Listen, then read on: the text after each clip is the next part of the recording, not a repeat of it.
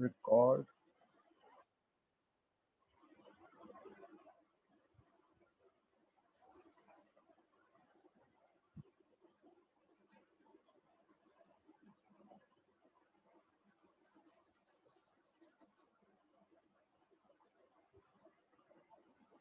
ठीक है बच्चों, तो we are starting with ellipse. और पैराबोला में किसी को कोई डाउट होगा क्वेश्चंस में या कंसेप्ट में तो मुझे मैसेज कर देना है, मुझसे पूछ लेना। ठीक है, the second curve that we study in coordinate geometry conic sections is parabola ellipse. Ellipse काफी इंपॉर्टेंट होता है क्योंकि एलिप्स के क्वेश्चन सर्कल के साथ मिक्स होकर आते हैं और हाइपरबोला के साथ या पैराबोला के साथ भी आ सकते हैं। थ्योरी बहुत ज्यादा नहीं है लेकिन इंपॉर्टेंट इसलिए वो आती है क्योंकि एलिप्स की थ्योरी ही हाइपरबोला की थ्योरी का भी पार्ट है। बेसिकली हाइपरबोला की थ्योरी जो है वो लगभग एलिप्स की थ्योरी और हाइपरबोला की थ्योरी सेम है। तो एलिप्स की डेफिनेशन अगर हम देखें तो एलिप्स की दो डेफिनेशन होती हैं। जैसे पैराबोला की डेफिनेशन क्या है? पैराबोला की डेफिनेशन सिंपल ये है कि parabola is the locus of a point जिसके लिए distance from ratio of distance from fix point to a fix line, इस कांस्टेंट को ये बोलते हैं। तो this is common for all the conics, but the moment e is equal to 1 we say it is parabola और we say it is parabola। और वही चीज आती है जब हम कहते हैं सेकंड डिग्री अगर जनरल इक्वेशन है तो उसमें H square equal to A B हो जाएगी parabola. Delta not equal to 0 लेके चलेंगे सब कर्व्स के लिए। Then second is e is less than 1, then we say this becomes ellipse, and for that the result comes out to be h square is less than ab along with delta not equal to 0, and the third curve will be greater than 1, that will be hyperbola, and correspondingly we will say a second degree equation will represent a hyperbola if h square is greater than ab delta not equal to 0। तो एक definition तो ellipse की ये होगी जो कि standard definition है। तो we can say ellipse is a conic section whose eccentricity is less than 1, that is first definition of ellipse। there is another definition of ellipse which is unique to ellipse। आवाज आ रही है ना मेरी सबको? नीलेश शुभेंदु आवाज आ रही है ना बेटा? Yes sir. ठीक है, तो जो सेकंड डेफिनेशन है एलिप्स की that is exclusively applicable to ellipse only, and a similar kind of definition will be applicable to hyperbola also. What is that definition? Important है क्योंकि कुछ क्वेश्चंस ऐसे होते हैं जो इसी डेफिनेशन से हो जाते हैं। वो ये है कि बेसिकली अगर एलिप्स की हम बात करें, एलिप्स का जैसे ये शेप है, तो एलिप्स की दूसरी डेफिनेशन बोलेंगे locus of a point which moves in a plane in such a way that sum of its distances from two fixed sir points। Screen बंद हो गया। अब आ रहा होगा दोबारा? अब आ गया होगा ना? यस सर आ गया। हाँ, तो जो दूसरी डेफिनेशन है वो ये है कि ellipse is the locus of a point which moves in a plane such that sum of its distances from two fixed points is constant। तो हम ये बोलते हैं कि अगर दो फिक्स पॉइंट हैं, लेट्स से एक है f1 और एक है f2, स्टैंडर्ड डेफिनेशन है, तो ऐसा पॉइंट जो प्लेन में मूव कर रहा है वेरिएबल पॉइंट ph के, such that pf1 plus pf2 sum of its distances from the fixed point is a constant, and this constant is always less than f1 f2 basically. अगर कोई भी moving point इस equation को satisfy करेगा तो वो हमेशा एलिप्स होगा। सॉरी, उल्टा हो जाएगा, ग्रेटर देन हो जाएगा। क्या कर रहा हूं? pf1 plus pf2 is greater than f1 f2, sum of its distances is always greater than the third side। तो ये जो डेफिनेशन है एलिप्स की, that ellipse is the locus of a point which moves in a plane such that sum of its distances from two fix point is constant, और उस constant की value अगर उन फिक्स पॉइंट के distance से ज्यादा है तो ये हमेशा एलिप्स रिप्रेजेंट करेगा। अब इसी चीज की एक छोटी सी जो यूटिलिटी होती है वो उसमें होती है कॉम्प्लेक्स नंबर में, जो हम देख चुके हैं। इसके ऊपर भी एडवांस में कई बार सीधे क्वेश्चन आए हुए हैं। तो वो क्या करता है वहां पे, वो कह देगा कि mod of z minus z1 plus mod of z minus z2, ये कॉम्प्लेक्स नंबर में स्टैंडर्ड एलिप्स की डेफिनेशन तुम लोगों को पता ही है ऑलरेडी, एलिप्स कर रहे हैं तो एक बार रिवाइज कर रहा हूँ, is equal to let's say k some constant where k is greater than z1 minus z2 का मॉड। अगर ये होता है कभी भी तो इस केस में जो लोकस ऑफ z है, z रिप्रेजेंट्स एन एलिप्स। तो इस टाइप के क्वेश्चन आईआईटी में कई बार आए हैं। जैसे उसने एक बार दिया था कि भाई mod z minus 4 plus mod z plus 4 is equal to 10। अब 4 और -4 का डिस्टेंस कितना है, 8 है, तो इन दोनों का जो सम है वो 8 से ज्यादा हो गया, तो 8 से अगर ज्यादा हो गया तो ये ऑटोमेटिकली एलिप्स हो जाएगा। तो इस टाइप की चीजें कॉम्प्लेक्स नंबर में, तो ये वाली जो रिलेशंस आते हैं ये सीधा यहाँ से निकल के आते हैं, Pf1 plus Pf2 should be greater than Fn/F2, then locus of P will always be an ellipse। तो ये एक एलिप्स की एडिशनल डेफिनेशन है, इन एडिशन टू ये वाली जो स्टैंडर्ड डेफिनेशन है कि ऐसा कर्व जिसकी इसेंट्रिसिटी लेस देन 1 है। ठीक है, यहां से शुरू कर रहा हूं मैं, मिटा दूं इसको,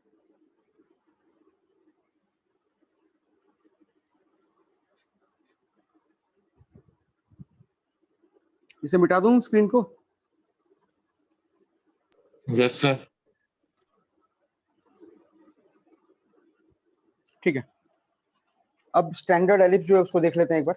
एलिप्स में और हाइपरबोला में दो फोकस होंगे, दो वर्टिसेस होंगे, मतलब सारी चीजें डबल हो जाएंगी क्योंकि बहुत सिमेट्रिक कर्व होता है ये पैराबोला की तरह ओपन एंडेड कर्व नहीं है। जैसे पैराबोला है तो पैराबोला ओपन कर्व है, मतलब इसमें कोई एंड नहीं है इसका, लेकिन बाकी जो कर्व्स हैं, चाहे सर्कल हो जाए, चाहे हमारा एलिप्स हो जाए, और चाहे हमारा हाइपरबोला भी ओपन कर्व है वैसे तो, लेकिन ये दोनों क्लोज कर्व है और ये ओपन कर्व है, ये दोनों, ये याद रखिएगा। तो एलिप्स की अगर जनरल बात करें, जेनरिक एलिप्स की, तो जेनरिक एलिप्स में अब दो तरीके के एलिप्स हो सकते हैं, वर्टिकल एलिप्स या हॉरिजॉन्टल एलिप्स, जो स्टैंडर्ड हम लोग पढ़ते हैं।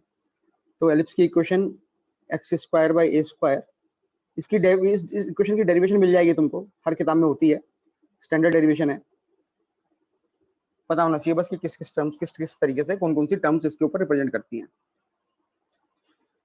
तो इसकी बेसिक जो कुछ चीजें हैं वो देख लेते हैं एक बार डेफिनेशन के पॉइंट ऑफ व्यू से। तो ये अगर एलिप्स है तो सबसे पहली चीज है b² will be equal to a² 1 - e²। ये हम ऐसा एलिप्स देख रहे हैं जिसमें a ग्रेटर देन b है। अगर b ग्रेटर देन a होगा तो एलिप्स की ओरिएंटेशन भी चेंज हो जाएगी प्लेन में, और उसकी जो बाकी डेफिनेशंस हैं, बाकी टर्म्स हैं, वो भी चेंज हो जाएंगी उसी हिसाब से। अब अगर तुम देखो b² = a² 1 - e² है, तो इससे पता चल जाता है कि b जो है हमेशा a से छोटा होने वाला है, क्योंकि 1 - e² तो 1 से छोटा हो जाएगा, क्योंकि e² 1 से छोटा है, तो 1 - e² ऑब्वियसली 1 से छोटा होगा, तो b a से छोटा हो जाएगा। तो यहाँ से जो रिलेशन निकल के आता है, eccentricity of any ellipse e is under root of 1 - b² / e²। ये किसी भी एलिप्स की इसेंट्रिसिटी का फॉर्मूला है। इसमें ध्यान रखिएगा a is greater then b वाले के लिए है, ये should be greater than b। तो ये जो पॉइंट है, अब जैसे ये इक्वेशन है तो ये रिप्रेजेंट करता है, तो इसमें अगर आप y को 0 डाल देंगे तो ये पॉइंट आ जाएंगे x एक्सिस के साथ। तो अगर इसकी बेसिक चीजें देख लें एक बार, रिप्रेजेंट कर लें, तो इस एलिप्स में जो मेन चीजें होती हैं उनको एक बार देख लेते हैं। तो डायरेक्ट्रिक्स दो होंगी, there will be two directrix, there will be two focus, there will be two vertices, ये vertices हैं। vertices वो होते हैं जहाँ पे कर्व एक्सिस को मिलता है, ये इसकी मेन एक्सिस है एलिप्स की, major axis, and this is minor axis. तो I am just plotting it here, this is minor axis, major axis. एक बार बस मेंशन कर देते हैं सारी चीजें ताकि थ्योरी कवर हो जाए। F1 F2 दो फोकस हैं, फोकाई बोलेंगे, फोकस का प्लूरल हो गया foci, foci is F1 F2, and directrix का फोकस हो जाएगा डायरेक्ट्रिसेस। तो डायरेक्ट्रिसेस की इक्वेशन होगी x is equal to ± a/e। ये जो पॉइंट्स हैं v1 v2 वर्टिसेस हो जाएंगे, v1 v2 वर्टिसेस, वर्टिसेस के कोऑर्डिनेट क्या हो जाएंगे, वर्टिसेस के कोऑर्डिनेट हो जाएंगे ± a, 0, क्योंकि जैसे ही तुम x को 0 डालोगे, सॉरी y को 0 डालोगे तो वर्टिसेस आ जाएंगे। ठीक है, इसमें भी एक लाइन होती है लेटस रेक्टम। लेटस रेक्टम जैसा हमने लास्ट पैराबोला में देखा था कि लेटस रेक्टम ऐसी फोकल कॉर्ड है जो एक्सिस के परपेंडिकुलर है, क्योंकि दो फोकस हैं तो दो लेटस रेक्टम होंगी। तो लेटस रेक्टम, ये जो फोकस होता है, फोकस का कोऑर्डिनेट होता है AE, 0, इसको ध्यान रखिएगा। Foci F1 F2 is ± AE, 0। ये बेसिक चीज है, मतलब एनसीईआरटी वाली, सबको पता है, लेकिन एक बार टच कर रहे हैं बस। तो ये हो जाएगी। उसके बाद लेटस रेक्टम जो होगी, लेटस रेक्टम के 4 एंड पॉइंट होंगे, एक ये वाला एंड पॉइंट, एक ये लेटस रेक्टम का एंड पॉइंट होगा और एक ये लेटस रेक्टम का एंड पॉइंट होगा। तो लेटस रेक्टम के जो एंड पॉइंट होंगे उनके जो कोऑर्डिनेट्स होंगे वो होंगे ± AE, क्योंकि एक्स कोऑर्डिनेट F1 का और लेटस रेक्टम का सेम रहेगा क्योंकि परपेंडिकुलर है, एंड ± b² / a। तो ये बी स्क्वायर बाई ए कैसे आएगा, अगर तुम ए को डाल दोगे इस इक्वेशन में, एक्स की जगह अगर तुम ए डाल दोगे तो वाई जो है plus minus b square by a आ जाएगा। तो ये चारों पॉइंट हो जाएंगे। तो अगर कोई बोलता है लेंथ ऑफ लेटेस्ट रेक्टम, तो तुम कह सकते हो कि sir length of latus rectum will be 2b square by a. ये सारी चीजें बेसिक है, ये पता होनी चाहिए। तो ये लेंथ ऑफ लेटेस्ट रेक्टम हो गई, लेटेस्ट रेक्टम के एंड पॉइंट हो गए, फोकाई हो गई, डायरेक्ट्रिस हो गई, वर्टिसेस हो गई। फोकल कॉर्ड, कोई भी कॉर्ड जो फोकस से पास करती है वो फोकल कॉर्ड हो जाएगी, कोई भी कॉर्ड जो फोकस से पास करेगी वो फोकल कॉर्ड हो जाएगी, ये फोकल कॉर्ड हो जाएगी। सबसे छोटी फोकल कॉर्ड होती है लेटेस्ट रेक्टम।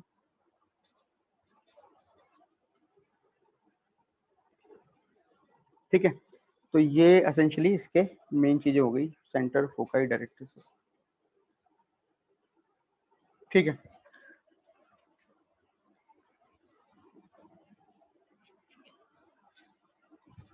इसमें बस ये ध्यान रखना, जब तुम इसेंट्रिसिटी निकालते हैं तो जो बड़ा होता है वो नीचे आता है, जो बड़े वाला होगा वो नीचे आएगा। अगर वर्टिकल एलिप्स लोगे, अगर ए ग्रेटर देन बी होगा तो एलिप्स जो होगा वो हॉरिजॉन्टल एलिप्स होगा। हॉरिजॉन्टल का मतलब क्या है, एक्स एक्सिस उसकी मेजर एक्सिस होगी ए ग्रेटर देन बी पे, और अगर बी ग्रेटर देन ए होगा तो ये वर्टिकल एलिप्स हो जाएगा। जैसे मैं यहीं पे कर देता हूँ उस चीज को भी, साइमल्टेनियस दिख जाएगा। जैसे अगर सपोज करो कि एलिप्स ऐसा है, x square by A square plus Y square by B square equal to 1। ठीक है, इसमें बी जो है ए से बड़ा है मान लो। अब अगर हम बी को ए से बड़ा कर देंगे, बी ग्रेटर देन ए कर देंगे, तो एलिप्स की जो फॉर्म है वो ऐसी हो जाएगी, it will become a vertical ellipse, इस तरीके से, बी ग्रेटर देन ए। तो उस केस में सारी की सारी चीजें चेंज हो जाएंगी। ये पॉइंट बी कोमा 0 हो जाएगा, 0 कोमा बी हो जाएगा, सॉरी। ये जो पॉइंट है फोकस, ये 0 कोमा प्लस माइनस बी ही हो जाएगा, क्योंकि बी इसका मेजर, बी इसकी मेजर एक्सिस की लेंथ हो गई बेसिकली अब बी ग्रेटर देन में। तो इसकी इसेंट्रिसिटी हो जाएगी 1 minus A square by B square हो जाएगा, बड़े वाला नीचे आएगा, ये ध्यान रखना। बाकी सारी चीजें उसी हिसाब से चेंज हो जाएंगी। डायरेक्ट्रिस ऐसे हो जाएगी, डायरेक्ट्रिस ऐसे करके हो जाएगी, x is equal to plus minus b by, तो ये हो जाएगी y is equal to directrix b by e. 1 से छोटा होगा तो बी बाई बी से बड़ा होगा तो ये इसके बाहर लाई करेगी। क्लियर है ये सारी चीजें, मतलब मैं अज्यूम कर रहा हूँ कि ये सब तो ऑब्वियस ही है, मतलब एक बार टच कर लिया। किसी को पूछना है इसमें पूछ लो, अदरवाइज यहाँ से आगे बढ़ता हूँ।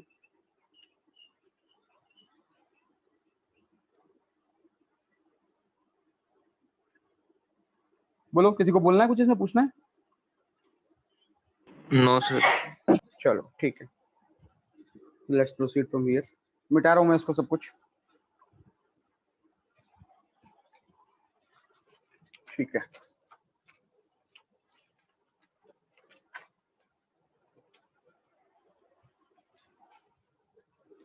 अब अगली चीज जो है वो है focal distance of a point. किसी पॉइंट का फोकल डिस्टेंस एक बार देख लेते हैं कैसे निकलेगा। सपोज करो ये एलिप्स है और एक डायरेक्ट्रिस यहाँ पे है, एक डायरेक्ट्रिस यहाँ पे है।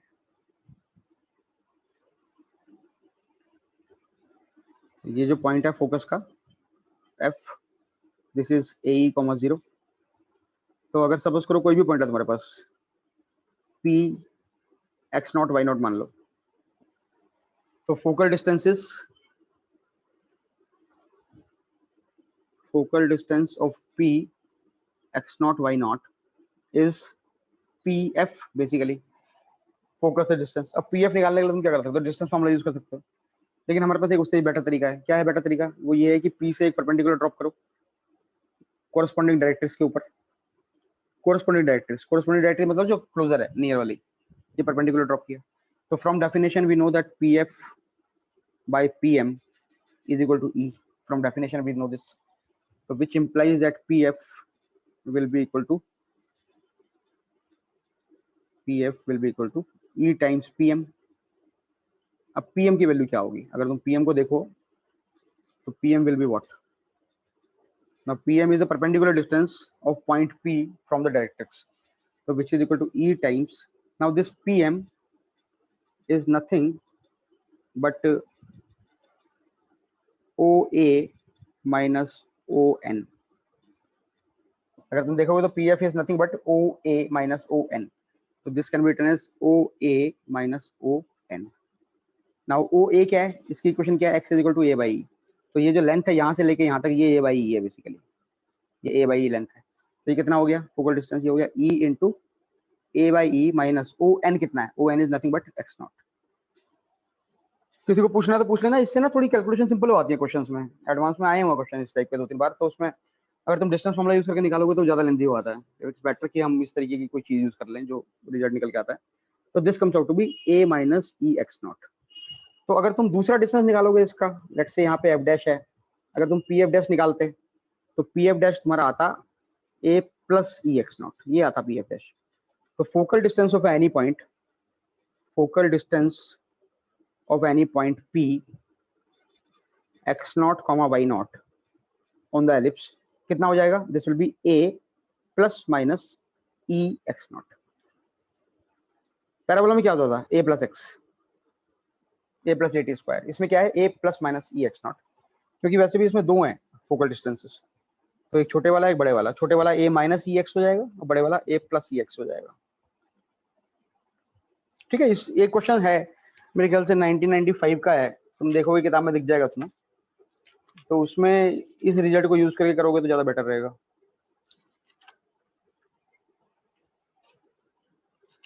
इनफैक्ट मैं मेंशन सर कर देता कितने हूँ, मार्क्स का है वो? 5 नंबर का है। इनफैक्ट रुक जा, मैं ठीक है मेंशन कर देता हूँ, बता देता हूँ कौन सा क्वेश्चन। सर, वो मेरे पास दिशा वाली बुक है तो उससे थोड़ा सा अलग हो जाता है, इसलिए मैंने पूछा। हाँ हाँ, नहीं नहीं कोई बात नहीं, एक बार मैं लिख देता हूँ, बाकी बच्चे भी देख लेना उस क्वेश्चन को। इससे ना होता क्या है, इससे थोड़ा सिंपल हो आती है कैलकुलेशन, अदरवाइज इससे लेंदी हो जाएगा अगर तुम डिस्टेंस होने लगाओगे।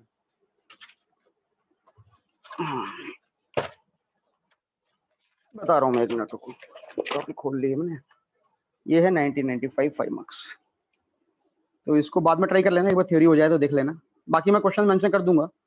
एडवांस के तो सारे ही देख लेना, आजकल खाली टाइम है, आराम से कोऑर्डिनेट ज्योमेट्री को स्ट्रॉन्ग करो अपना, कोऑर्डिनेट ज्योमेट्री काफी स्कोरिंग एरिया है, तो ये वाला क्वेश्चन इसी कंसेप्ट पे है, तो इसको ट्राई कर लेना बाद में। ठीक है, यहाँ से आगे बढ़ रहा हूँ मैं।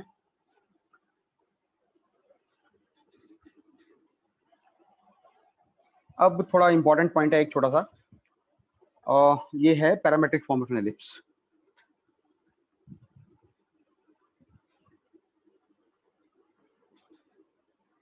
Parametric form of X square by A square plus Y square by B square is equal to, इसकी जो पैरामेट्रिक फॉर्म होगी, पैरामेट्रिक फॉर्म हमको पता है पैरामीटर का मतलब क्या होता है। पैरामीटर एसेंशियली मींस एक वेरिएबल जिसकी टर्म्स में हम अपने एक्स और वाई दोनों के दोनों वेरिएबल एक्सप्रेस कर दें, independent as well as dependent variable. तो इसमें क्या होता है, एक बार कंसेप्ट समझ लो इसका कि भाई पैरामेट्रिक फॉर्म एलिप्स के अंदर क्या होती है। तो लेट्स से ये एलिप्स बनाते हैं, एक ये एलिप्स हो गया, तो एक ग्रेटर देन बी मान रहा हूँ मैं इस केस में, दूसरे एलिप्स को भी देख लेंगे एक बार, उसमें भी क्या होगा।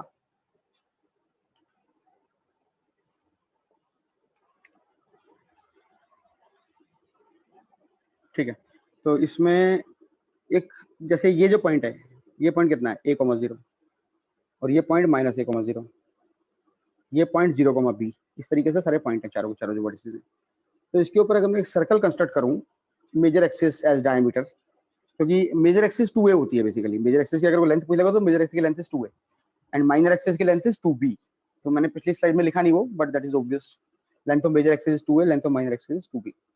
तो अगर मैं मेजर एक्सिस पे सर्कल बना के इसको कंप्लीट करता हूँ, तो जो मेजर एक्सिस पे सर्कल बनेगा, इस सर्कल को कहते हैं auxiliary circle. Auxiliary circle important है, एलिप्स में नया कंसेप्ट है ऑक्सिलरी सर्कल। एलिप्स में दो सर्कल आएंगे जो ये इंपॉर्टेंट है, एक है ऑक्सिलरी सर्कल और एक आएगा डायरेक्टर सर्कल। तो डायरेक्टर सर्कल भी बाद में आते हैं, ये ऑक्सिलरी सर्कल है। तो ऑक्सिलरी सर्कल की इक्वेशन क्या हो जाएगी एलिप्स के लिए, इसकी इक्वेशन हो जाएगी X square plus Y square is equal to A square. Auxiliary circle जो होगा हमारा एलिप्स के साथ कोसेंट्रिक होगा, दोनों का सेंटर सेम होगा, और इसका जो डायमीटर होगा वो एलिप्स की मेजर एक्सिस के इक्वल होगा। तो ये ऑक्सिलरी सर्कल हो गया। तो अब अगर तुम देखो X square by A square plus Y square और बी स्क्वायर इक्वल टू 1, ये एलिप्स की इक्वेशन है। अब सपोज करो मैं इसके ऊपर कोई पॉइंट लेता हूँ, यहाँ पे पी, ये मैंने पॉइंट लिया पी, ठीक है। अब अगर पी से अगर मैं एक परपेंडिकुलर एक्सटेंड करूं सर्कल के ऊपर, ये कंसेप्ट समझ लेना कि ऑक्सिलरी पॉइंट में थीटा क्या होता है।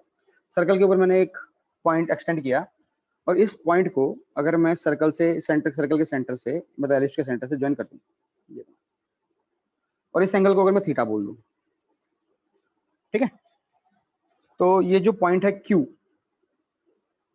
तो point P and Q are known as corresponding points. हर एलिप्स किसी भी एलिप्स के हर पॉइंट का एक कोरस्पॉन्डिंग पॉइंट होगा ऑक्सिलरी सर्कल पे, जो कि इस तरीके से होगा जो तुम्हारे सामने फिगर है। तो हम क्या कर रहे हैं, हमारा ऑब्जेक्टिव है एलिप्स की पैरामीट्रिक फॉर्म निकालना, मतलब एलिप्स के दोनों वेरिएबल को एक वेरिएबल के टर्म्स में एक्सप्रेस करना। तो अब ये थीटा आ गया हमारे पास। अब पॉइंट क्यू क्या होगा, अगर मैं तुमसे क्यू के कोऑर्डिनेट पूछूं क्यू क्या है, तो तुम क्या बोलोगे क्यू क्या है? तुम बोलोगे सर क्यू है a cos theta A sine theta. इसमें तो कोई दिक्कत नहीं होनी चाहिए क्योंकि क्यू सर्कल पे है, सर्कल का रेडियस ए है, तो a cos theta A sine theta. तो जो पी है वो कितना हो गया, पी का देखो एक्स कोऑर्डिनेट सेम रहेगा जो क्यू का है क्योंकि परपेंडिकुलर है, तो this will become a cos theta comma y dash मान लो इसको। तो if you point this point a cos theta comma y dash in this equation, क्योंकि ये एलिप्स के ऊपर लाई कर रहा है, तो this equation will give you y dash is equal to b sine theta.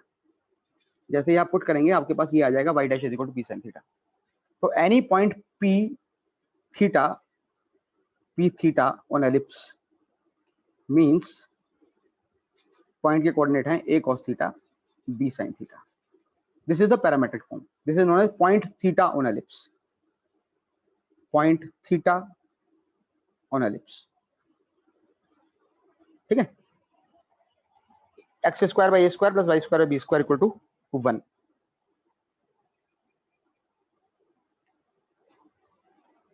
इसको क्लियरली ध्यान रखना,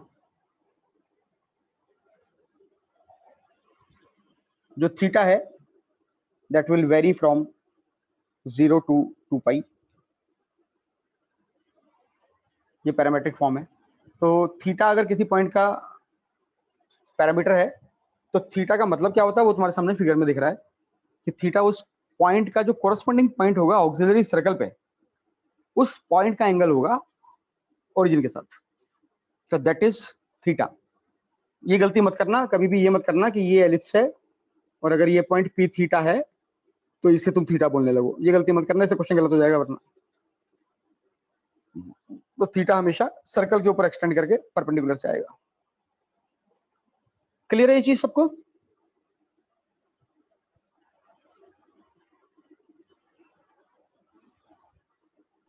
यस सर। ठीक है, चल रहा हूँ फिर आगे। कुछ पूछना तो नहीं है ना इसमें? सर 1 मिनट रुक जाना, नोट कर रहा हूँ। अच्छा ठीक है,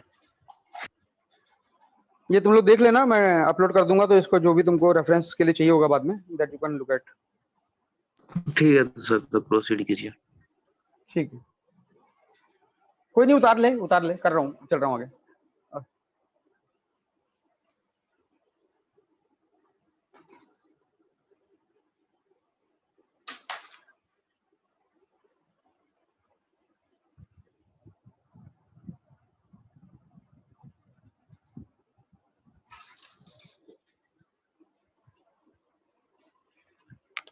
ठीक है, यहाँ से आगे चलते हैं।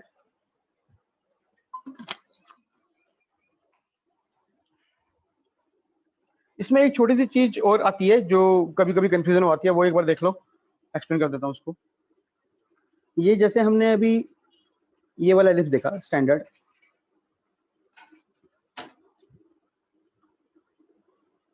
तो इसका ऑक्सिलरी सर्कल ये होगा, तो इस पे कोई भी पॉइंट अगर P है तो उस पॉइंट का कॉरस्पॉन्डिंग पॉइंट Q हो जाएगा, ये Q हो गया। तो Q को अगर तुम ओरिजिन से ज्वाइन करोगे तो वो थीटा होगा, और P के कोऑर्डिनेट होंगे A cos theta B sin theta. ठीक है, अब इसमें A और B पे ध्यान रखना कि कौन सा बड़े वाला है, बड़े वाले के हिसाब से ही एलिप्स बनेगा बेसिकली। तो ये हमने एलिप्स लिया है x square by A square plus Y square by B square is equal to 1। तो ये एलिप्स ऐसा बनेगा अगर ए ग्रेटर देन बी होगा। ये तो चीज हमें क्लियर है, पैरामेट्रिक फॉर्म भी है और सब कुछ है। अब इसी चीज में अगर मैं थोड़ा गेम चेंज कर दूं और मैं एलिप्स को ऐसा बना दूं, तो थोड़ा ध्यान देना क्योंकि गड़बड़ हो आती है वरना कभी कभी इन चीजों में। तो इसका ऑक्सिलरी सर्कल कैसा होगा भाई, इसका ऑक्सिलरी सर्कल ऐसा होगा, ठीक है, इसका ऑक्सिलरी सर्कल ऐसा होगा। अब इसमें जो एलिप्स है उसकी इक्वेशन क्या है, x square by A square. ये एलिप्स को मैं लाल रंग से बनाया तो लाल से करता हूँ उसको। तो एलिप्स की इक्वेशन इज, अरे यार ये एरो नीचे है, मैं एरो से कर दूँ।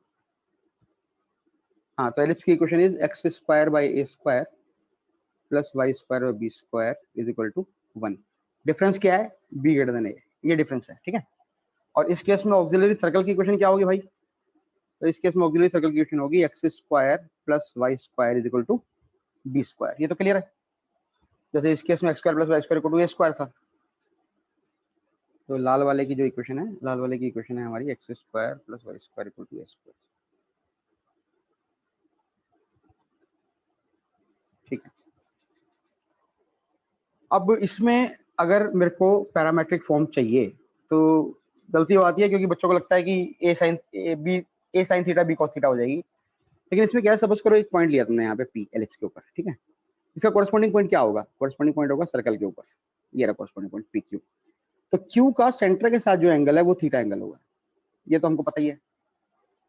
अब क्यू के कोऑर्डिनेट क्या होंगे? क्यू के कोऑर्डिनेट होंगे b cos theta and b sine theta, ठीक होगी बात। तो जो P है, क्योंकि P और Q का y कोऑर्डिनेट सेम होगा, तो P will be x dash comma b sin theta. तो जब तुम x dash comma b sin theta को इस इक्वेशन में पुट करोगे तो तुम्हारे पास x डैश आएगा a cos थीटा। ध्यान से सुनना, x डैश आएगा a cos थीटा। तो P जो पॉइंट है P थीटा अगर तुम बोलते हो, तो P थीटा के कोऑर्डिनेट भी एलिप्स में वही होंगे जो हॉरिजॉन्टल एलिप्स में है। डिफरेंस सिर्फ ये है कि B जो है वो इस केस में a से बड़ा हो जाएगा, लेकिन कोऑर्डिनेट सेम रहेंगे। तो इसको ध्यान रखिएगा, गलती हो जाती है इस कंसेप्ट में बच्चों के साथ। बट इसमें थीटा की ओरिएंटेशन चेंज हो जाएगी, that is the only difference. और a और b की रिलेटिव वैल्यूज चेंज हो जाएंगी, b बड़े वाला हो जाएगा, a छोटे वाला हो जाएगा। इस वाले केस में b छोटा है, a बड़ा है, इस केस में उल्टा हो जाएगा। तो ये ध्यान रखिएगा। किसी को कुछ पूछना है इसमें तो पूछ लो, बहुत माइनर कंसेप्ट है, लेकिन यही है कि गलती होने की प्रोबेबिलिटी रहती है इस चीज में।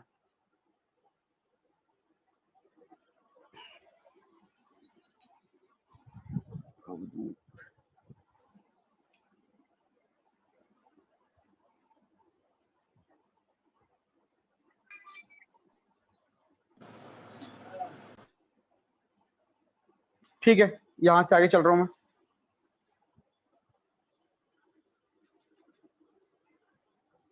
नाउ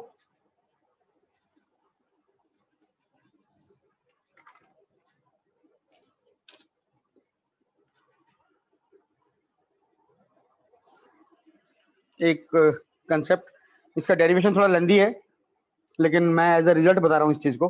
सिंपल रिजल्ट है, डेरिवेशन नहीं कर रहा हूँ। डेरिवेशन एसक्यूएल में या बाकी चीजों में मिल जाएगा। डेरिवेशन की ऐसा जरूरत नहीं है, कंसेप्ट पता होना चाहिए कि क्या है ये कंसेप्ट ये है कि अगर एक एलिप्स है, और जितने भी हम डेरिवेशंस करेंगे उनके लिए हम स्टैंडर्ड एलिप्स को मान के चलेंगे, जिसमें a greater than b होगा। We will take the horizontal ellipse, all the properties can be shifted to the other ellipse relative, मतलब accordingly. So let's say this is x square y a square plus y square y b square is equal to 1, a greater than b। तो इसके ऊपर अगर 3 point हैं, let's say point alpha. अब alpha का मतलब तुम्हें पता है कि अल्फा एंगल कौन सा है। Let's say point beta and let's say point gamma, p Q r, और let's say alpha beta gamma. तो a cos alpha b sine alpha, a cos gamma beta b cos beta, इस तरीके से points हो जाएंगे। तो जो area है, area of triangle P Q R, ये तुम निकाल सकते हो डिटर्मिनेंट को यूज करके। Half x1 y1 1 x2 y2 1 x3 y3 1 से निकल जाएगा ये एरिया। तो जो एरिया आएगा ट्राइंगल पी क्यू आर का, that will be equal to, अगर तुम इसे सोल्व करोगे तो थोड़ा मैनिपुलेट करोगे ट्रिग्नोमेट्रिकली, तो that will be 2ab sine alpha minus beta by 2 sine, symmetric है बिल्कुल, beta minus gamma by 2 and sine gamma minus alpha by 2। So this will be the area of triangle PQR. Now the next is calculus को use करके इस चीज को prove किया जा सकता है। Area of triangle PQR will be maximum when eccentric angles, that is alpha, beta and gamma eccentric angles differ by 120 degree, 2 pi by 3। 120 degree से जब ये डिफर करेंगे इसेंट्रिक एंगल, ध्यान रखना इसेंट्रिक एंगल डिफर करेंगे। तुम ये नहीं कह सकते कि सर ये अल्फा हो गया, ये गलती मत कर देना कि सर ये आपने बोला अल्फा हो गया तो ये एंगल अल्फा हो गया हमारा, ये बीटा बोला आपने, ये वाला पॉइंट बोला बीटा तो ये बीटा हो गया। ऐसा नहीं है, अल्फा क्या होगा, इसेंट्रिक एंगल, इस पॉइंट का ऊपर जाके ये अल्फा होगा। तो इस चीज को थोड़ा सा ध्यान रखना, इसमें गलती ना हो। तो एरिया जो मैक्सिमम होगा वो तब होगा जब अल्फा बीटा गामा के बीच में जो डिफरेंस है वो 2 पाई/3 हो जाएगा 120 डिग्री। तो ये कितना हो जाएगा, ये 60 डिग्री हो जाएगा। साइन 60 कितना होता है, √3/2। तो area triangle P Q R, किस पी क्यू आर कोई भी पॉइंट्स हैं एलिप्स के ऊपर, तो area triangle P Q R will be maximum, अगर तुम उसको सॉल्व करोगे तो that will come out to be √3/4 AB। That is the maximum area that any ellipse, any triangle on ellipse can have. और ellipse का area कितना होता है ये तो पता ही होगा मेरे ख्याल से सबको, फिजिक्स में यूज होता है। Area of ellipse is equal to πAB। Ellipse की सेंट्रिसिटी अगर तुम 0 कर दोगे तो तुम्हारा एलिप्स जो है सर्कल बन जाएगा बेसिकली।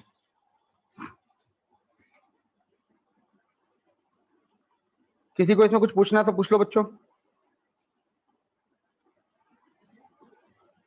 सॉरी सॉरी सॉरी, एक गलती हो गई, 3 आएगा यहाँ पे क्योंकि √3/2 होगा ना, तो √3/2 में √3 तीनों मल्टीप्लाई होंगे, तो दिस विल बी 3√3/4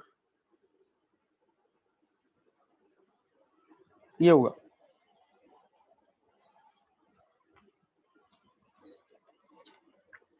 क्लियर है, किसी को पूछना है कुछ? No sir. ठीक है,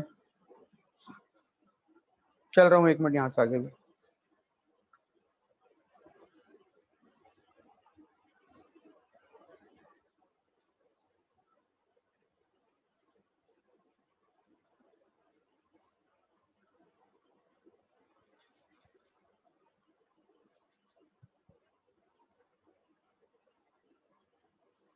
ठीक है, यहाँ से आगे चलते हैं।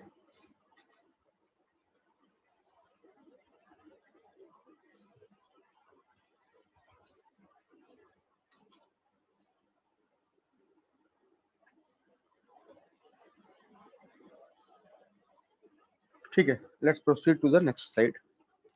अब ट्रायंगल का एरिया हमने देख लिया मैक्सिमम। अगेन वही सारी चीजें जो बाकी सारे कर्व्स में आती हैं, सर्कल में और पैराबोला में, एक के बाद एक। सबसे पहले let's say there is this ellipse, standard ellipse मान लेते हैं, and let's say there are points. तो let's say P is here case 1, P is here case 2, and let's say P is here case 3। तो x² / a² plus y² / b² -1 = 0, ये curve हो गया हमारा, इसको S मान लो। तो कोनिक की इक्वेशन है x² y² plus s is the equation of the conic. तो इफ SP, मतलब अगर कर्व की इक्वेशन में तुम पॉइंट P डालो, SP is greater than 0 आ जाए, तो that will be case 1, that means the point will be lying outside the ellipse। अगर तुम्हारा SP = 0 आता है, अगर पॉइंट सेटिस्फाई कर देता है, तो point lies on the ellipse। Similarly, if SP is less than 0, then you will say the point is inside the ellipse। So that is position of a point with respect to an ellipse। It can lie either outside or on or inside the ellipse। ठीक है, अब इसके बाद जो अगली चीज है वो इम्पोर्टेंट है, वो वही है जो सर्कल में भी करी है हमने और पैराबोला में भी करी है। वो ये है कि interaction of a line and an ellipse. Again 3 possibility हैं। एक पॉसिबिलिटी ये है कि आपकी लाइन एलिप्स को टच ही ना करे। दूसरी पॉसिबिलिटी है कि लाइन एलिप्स को सिर्फ टच करके निकल जाए, और तीसरी पॉसिबिलिटी है कि लाइन एलिप्स को काटती हुई चली जाए। तो 3 पॉसिबिलिटी है। There is possibility 1, there is possibility 2 and there is possibility 3। Obviously, we will be interested in possibility 2 because that is the condition of tangency। तो कंडीशन ऑफ टेंजेंसी निकालने के लिए हम क्या करेंगे, हम दोबारा वही चीज करेंगे जो हमने सर्कल में की थी और पैराबोला में की थी। क्या किया था, दोनों की इक्वेशन को सॉल्व कर दिया था, और अगर टेंजेंट है तो डिस्क्रिमिनेंट को 0 कर दिया था, क्योंकि डिस्क्रिमिनेंट 0 होगा तो एक ही रूट होगा, और एक ही रूट होगा इसका मतलब टेंजेंट हो जाएगी। तो सेम चीज यहाँ लगेगी। Let's say the ellipse is the standard one, x² / a² plus y² / b² = 1, and let's say the line we are taking is y = mx + c। तो जब तुम इस इक्वेशन को इसमें डालोगे, स्क्वायर करके सॉल्व करोगे, करके देख लेना, तो बेसिकली तुम्हारे पास इक्वेशन जो बनेगी वो ये बनेगी, a² m² plus b² x² plus 2mc a²x। कैसे बनेगी, इसको उठा के सीधा यहाँ पुट कर दो और थोड़ा सा मैनिपुलेट कर लो, तो जो इक्वेशन आएगी, क्वाड्रेटिक इक्वेशन, वो आएगी ये वाली जो मैं बोर्ड पे लिख रहा हूँ। ये बनेगी आपकी क्वाड्रेटिक इक्वेशन इक्वल टू 0। तो इसमें depending on d greater than 0 will be case 1, d equal to 0 will be case 2 that is tangency, and d less than 0 will be case 3। तो ये आ जाएंगे तीन चीजें। तो जब आप d equal to 0 लगाएंगे केस 2 के लिए, अगर आप d कंडीशन लगाते हैं d equal to 0, तो d equal to 0 will give you c equal to plus minus under root of a square m square minus b square, sorry, a square m square plus b square. This will be the condition of tangency for y equal to mx plus c to be a tangent to the ellipse x square by a square plus y square by b square. Circle में क्या होता था? Circle में होता था c is equal to a under root 1 plus m square. ये circle में होता था, प्लस माइनस आता था बाहर, ये हमको याद है। For circle this used to be the condition for tangency. अब अगर तुम ध्यान से देखो तो चीज वही है, अगर तुम a और इक्वल टू b कर दोगे तो सर्कल और एलिप्स सेम हो जाएगा बेसिकली। तो a is equal to b का मतलब है e इज इक्वल टू 0, क्योंकि e क्या होता था हमारा? e is under root of 1 minus b square by a square. तो if a is equal to b then e is equal to 0, तो एलिप्स बिकम्स सर्कल। तो अगर तुम इसमें b की जगह a डाल दोगे एलिप्स की इक्वेशन में, तो it will become a circle, इसको ध्यान रखना। तो ये टेंजेंट की कंडीशन हो गई। इसका मतलब कोई भी लाइन एलिप्स पे टेंजेंट क्या होगी? y is equal to mx plus minus under root a square m square plus b square. वो मैं अगली स्लाइड में कराता हूँ डिटेल में, इसकी थोड़ी प्रॉपर्टीज भी कराऊंगा टेंजेंट की, लेकिन इसको देख लो जो बोर्ड पे है स्लाइड, और कुछ पूछना है तो पूछ लो। ये स्टैंडर्ड रिजल्ट्स हैं, ये हर पैराबोला में, हर एलिप्स में, हर सर्कल में लगेंगे। जैसे तुम देख रहे हो हर जगह लगते आते हैं ये स्टैंडर्ड रिजल्ट्स। तो किसी को इसमें कुछ पूछना है पूछ लो, वरना इसे उतार लो, फिर यहाँ से आगे चलते हैं।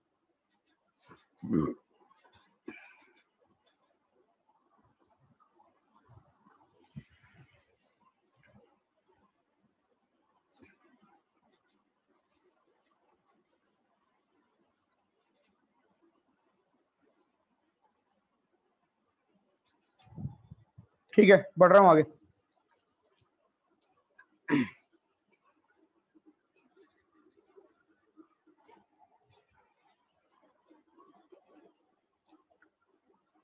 तो इसमें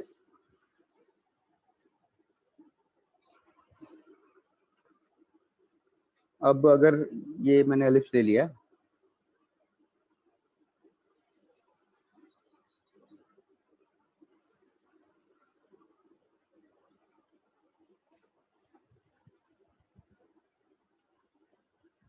अरे यार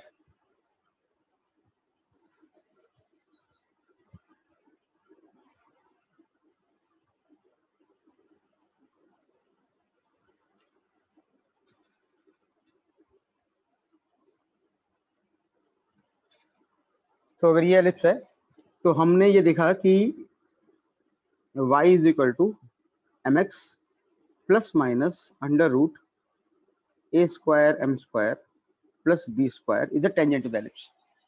तो अगर तुम ध्यान से देखोगे तो सेम स्लोप के लिए, एक ही m के लिए you are having two tangents, जैसा सर्कल में होता था।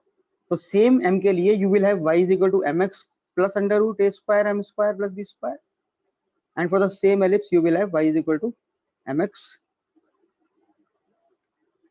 minus under root x is a square m square plus b square. So both these equations are having the same slope and both are tangent to the ellipse.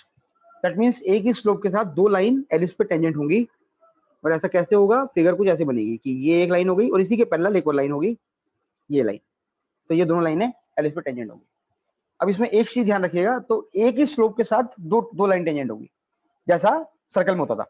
अब circle में क्या होता था? Circle में ये होता था कि इन दोनों लाइंस के बीच में जो डिस्टेंस होता था वो डायमीटर होता था, है ना। एलिप्स में डायमीटर नहीं होगा, क्योंकि एलिप्स में डायमीटर का ऐसा कंसेप्ट नहीं है जैसा सर्कल में है। लेकिन एक छोटी सी चीज यहाँ पे है कि अगर ये पॉइंट ए है जहाँ पे ये लाइन टेंजेंट है, और अगर ये पॉइंट बी है जहाँ पे ये लाइन टेंजेंट है, तो पॉइंट ये है कि इसेंट्रिक एंगल्स जो हैं इन दोनों पॉइंट के, अगर दोनों लाइन पैरेलल है टेंजेंट वाली, eccentric angles of a and b will differ by pi. ये जरूर एक चीज है, तो इसको रखिएगा मेमोरी में कि ये दोनों जो इसेंट्रिक एंगल होंगे ये पाई से डिफर करेंगे। बाकी एक स्लोप के साथ दो टेंजेंट होंगी। अब क्वेश्चन ये आता है ये टेंजेंट की इक्वेशन क्या एज्यूम करनी है इस पे? तो कोई भी एक एज्यूम कर लो। नॉर्मली तरीका ये है कि अगर तुमको एलिप्स दिया हुआ है x square by A square plus Y square by B square equal to 1, हम यही मान के चल रहे हैं कि ए ग्रेटर देन बी है हर जगह, अदरवाइज जो भी बड़ा होगा उसी हिसाब से इक्वेशन चेंज हो जाएगी।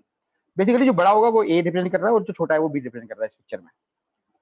तो इसके ऊपर अगर तुम्हें कोई भी टेंजेंट लेनी है, any tangent to this ellipse, any general tangent can be taken as y is equal to mx plus, मतलब कोई एक साइन ले लो, स्टैंडर्ड जो नोटेशन है वो ये कि वो प्लस वाला ले लेते हैं और उसी को आगे सॉल्व कर देते हैं। तो ये एक जनरल टेंजेंट है इस एलिप्स के ऊपर।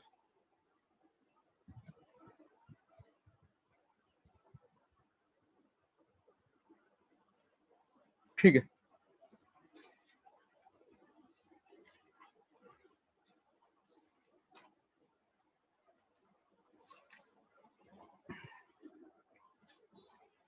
तो अब चल रहा हूं यहां से आगे, मिटा रहा हूं इस स्लाइड को।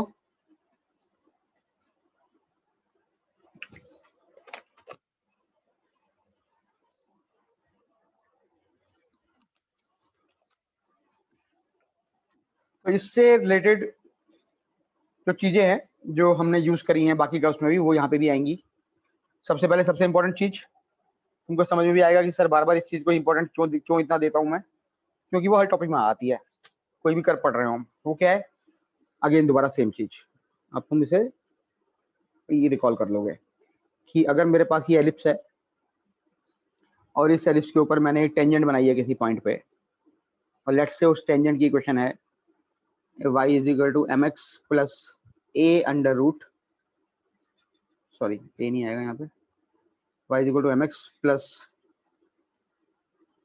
a square m square plus b square. अगर ये टेंजेंट है तो ये टेंजेंट एलिप्स को किस पॉइंट पे मिलती है?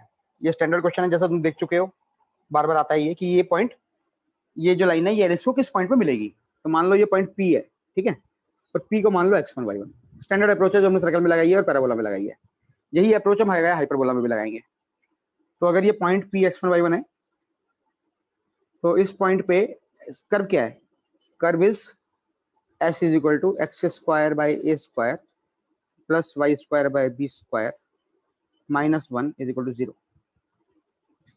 This is the curve that we are having. तो इस कर्व के सेकंड डिग्री कर्व है, तो किसी भी सेकंड डिग्री कर्व के x1 y1 पे टेंजेंट क्या होगी?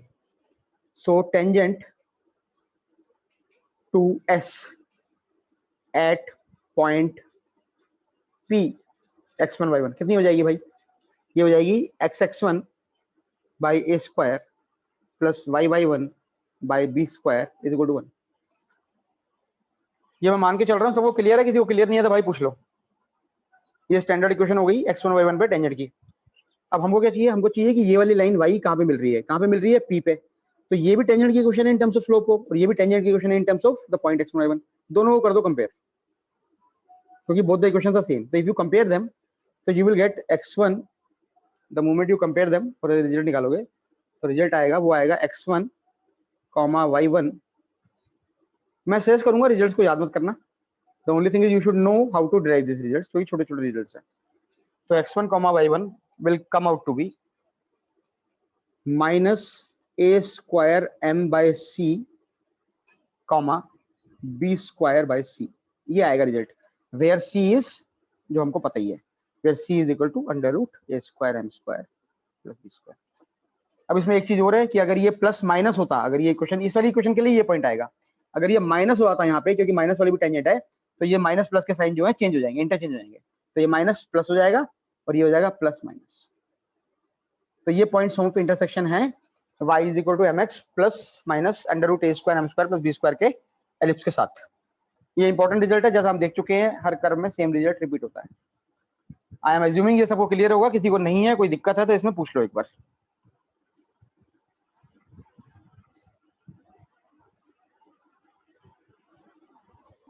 सर क्लियर है। ठीक है,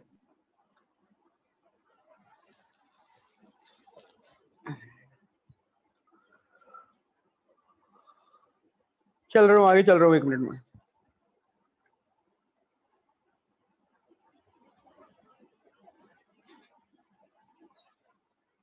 ठीक है, बढ़ते हैं यहाँ से आगे। कंडीशन ऑफ टेंजेंसी हो गई।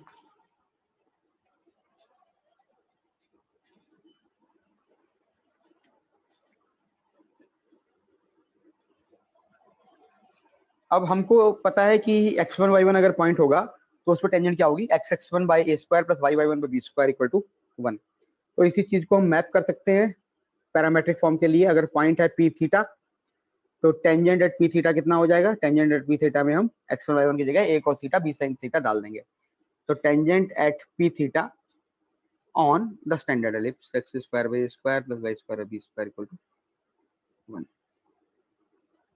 टेंजेंट की इक्वेशन क्या हो जाएगी, x(x1) की जगह आ जाएगा a cos theta divided by a square plus y(y1) that is b sin theta by b square is equal to 1, which becomes x by a cos theta plus y by b sin theta is equal to 1. This is the equation of tangent at the point theta on the ellipse x square by a square plus y square by b square equal to 1. तो अब दो चीजें आ जाती हैं, एक ये equation आ गई tangent की इक्वेशन है एट पॉइंट थीटा, और एक हमने देखी ये वाली इक्वेशन, ये भी टेंजेंट की इक्वेशन है in terms of slope of the line. तो अब पॉइंट ये आता है कि कौन सी इक्वेशन को कब यूज करना है। तो that will essentially depend on the kind of question. ज्यादातर क्वेश्चन दोनों तरीकों से हो सकते हैं, लेकिन किसी से ज्यादा एफिशिएंट होगा, किसी से कम एफिशिएंट होगा। तो उसका लॉजिक बहुत सिंपल है। whenever you have to deal with, ध्यान से सुनना, whenever you have to deal with the point where the line is tangent, we will prefer this equation.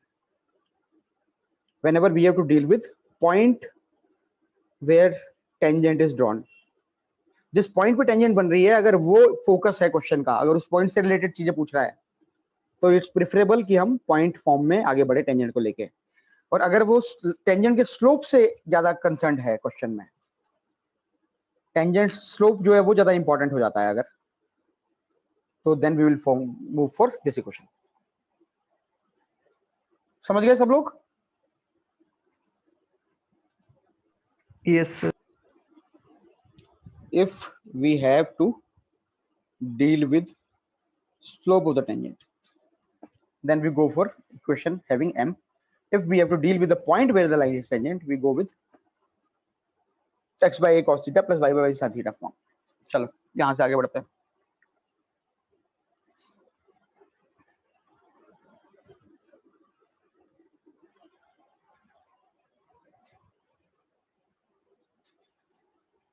x by a cos theta plus y by y sin theta, ठीक है। अब जो अगला result है तो वो भी वही है जो हम लोग यूज करते हुए आए हैं क्वेश्चंस में। वो रिजल्ट इंपॉर्टेंट भी है क्योंकि उसके ऊपर भी राइट क्वेश्चंस आते रहते हैं। अब बिल्कुल स्टैंडर्ड चीजें हैं इसमें। ये है कि भाई वो ये बोलेगा कि सपोज करो इस एलिप्स के बाहर कोई एक्सटर्नल पॉइंट है, लेट्स से पीएच के मान लो। तो अगर तुम पीएच के से कितनी टेंजेंट ड्रॉ कर सकते हो, तो पीएच के से मान लो 2 टेंजेंट ड्रॉ हो रही है, जैसे देख के पता चल रहा है। तो इन दोनों टेंजेंट के बीच में अगर एंगल अल्फा है तो पी का लोकस क्या होगा। सेम क्वेश्चन, स्टैंडर्ड तरीका हर कर्व में आया है। तो what we do, we assume that let's say the line is y is equal to mx plus a under root a square m square plus b square. ये मान लेते हैं कि चलो मान लो ये लाइन है। तो अगर ये लाइन है तो hk will satisfy this equation. तो hk will satisfy this equation क्योंकि hk से पास कर रही है। तो hk will satisfy this, phk will satisfy this. तो phk को हम इसके अंदर डाल देते हैं क्योंकि लाइन phk से पास कर रही है। क्या हो जाएगा, तो ये हो जाएगा k minus mh is equal to a square m square plus b square. ये हो जाएगा ना। अगर हम इसको phk से पास करा देंगे तो we will get this result, ये रिजल्ट आ जाएगा। तो हम क्या कर सकते हैं, हम इसको मतलब अंडर रूट में आएगा तो इसको स्क्वायर कर सकते हैं, तो ये बन जाएगा रिजल्ट। हम क्या कर रहे हैं, हमने एक टेंजेंट ली जो कि एचके से पास कर रही है। एचके कोई भी पॉइंट है जो कि एक्सटर्नल है, एलिप्स के बाहर है, तो वो इसको सेटिस्फाई करेगा। तो अगर तुम इसको सॉल्व करोगे तो एक क्वाड्रेटिक बन जाएगी तुम्हारी। अब क्वाड्रेटिक बनेगी तो क्या क्वाड्रेटिक बनेगी, देखो देख के पता चल रहा है। तो ये this will be h square minus A square, h square minus A square into m square minus 2hkm plus k square minus b square is equal to 0. So this is going to be the equation of quadratic equation in m. दोबारा वही फंडा है, इसके कितने root होंगे, 2 root होंगे m1 और m2।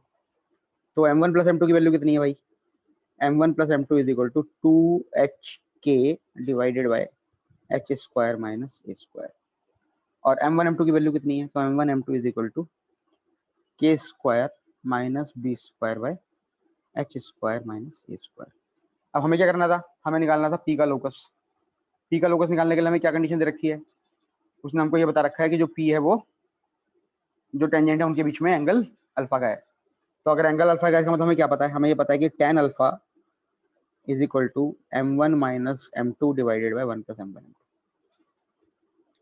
और हमको ये भी पता है कि हम ये जो कह सकते हैं कि m1 माइनस m2 जो है वो निकल जाएगा हमारा under root of m1 plus m2 का होल स्क्वायर।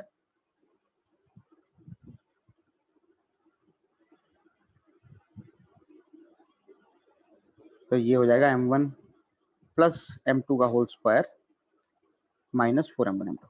तो इसको यूज करके we can find the value of m1 minus m2 which we can put in this equation and then we can get a locus of h, k। तुमको इस type के questions IIT वाली किताब में दिखेंगे, तो बाकी जगह भी दिखेंगे, तो उनको तुम उस हिसाब से अटेम्प्ट कर सकते हो। ये वही चीज है जो बाकी सर्व कर्व्स में भी कॉमन है। हमने यही चीज सर्कल में करी थी और हमने यही चीज पैराबोला में भी करी थी, तो यही चीज एलिप्स में है, प्रोसेस सेम है, हर क्वेश्चन में हर कर्व में जो तरीका है करने का वो सेम रहेगा। अब इसमें छोटी सी चीज यहाँ पे आती है, इसमें यह आता है कि अगर मैंने जो परपेंडिकुलर ड्रॉप की है, जो परपेंडिकुलर ड्रॉप की है, अगर वो परपेंडिकुलर तो क्या होगा, if alpha is equal to 90 degree, अगर अल्फा 90 हो जाएगा तो परपेंडिकुलर टेंजेंट्स परपेंडिकुलर हो जाएंगे। If alpha is 90 that means tangents are perpendicular, तो उस केस में m1 m2 will be equal to -1। तो ये m1 m2 है, तो जैसे ही तुम m1 m2 को -1 करोगे तो कितना हो जाएगा, k square minus b square will become equal to a square minus h square. और अगर लोकस की बात करूं मैं तो this will become x square plus y square is equal to a square plus b square. This is the director circle of the ellipse x square by a square plus y square by b square equal to 1। ये जो हमारा standard ellipse है उसके director circle की equation तुम्हारे सामने board पे है बॉक्स में। अब ये जो डायरेक्टर सर्कल है इसको भी ध्यान रखना, ये भी एलिप्स के साथ कोसेंट्रिक होगा, ये भी एलिप्स के साथ कोसेंट्रिक होगा। डायरेक्टर सर्कल इंपॉर्टेंट है, director circle of ellipse. Radius कितना है इसका, under root a square plus b square. तो एलिप्स के बाहर लाई करेगा क्योंकि एलिप्स की मेजर एक्सिस से ज्यादा लेंथ होगी इसकी। आई एम एज्यूमिंग ये क्लियर होगा सबको। तो बेसिकली अगर तुम्हारा ये एलिप्स है तो एक ये बनेगा तुम्हारा विच इज ऑक्सिलरी सर्कल, और एक तुम्हारा उसी के ऊपर कोसेंट्रिक बनेगा डायरेक्टर सर्कल। तो this is director circle DC, this is auxiliary circle and अंदर वाला इज योर कोनिक एलिप्स। भाई सबको क्लियर है ना ये चीजें, किसी के आसपास क्वेश्चन आते हैं सारे? यस सर क्लियर है। ठीक है, यहाँ से आगे बढ़ रहा हूँ, एक बार देख लो, कुछ पूछना है समझना है तो पूछ सकते हो, वरना I will proceed from here.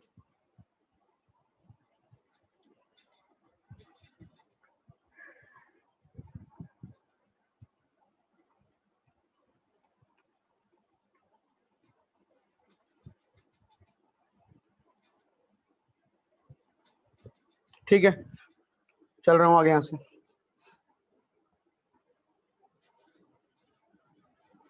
इसको ध्यान रखना, ऐसे पॉइंट जहां से टेंजेंट ड्रॉन परपेंडिकुलर हैं उसकी इक्वेशन तुम्हारे सामने बोर्ड पे है डायरेक्टर सर्कल वाली। ये इक्वेशन हमने एक तरीके से निकाली है, उसी तरीके से निकाली है जिस तरीके से हम बाकी कैप्स में लोकस की इक्वेशन निकालते रहे हैं पीएचके की, और इसी की इक्वेशन हम एक और तरीके से निकालेंगे आगे। अभी करता हूँ उसको थोड़ी देर में। Now let's proceed from here. ठीक है,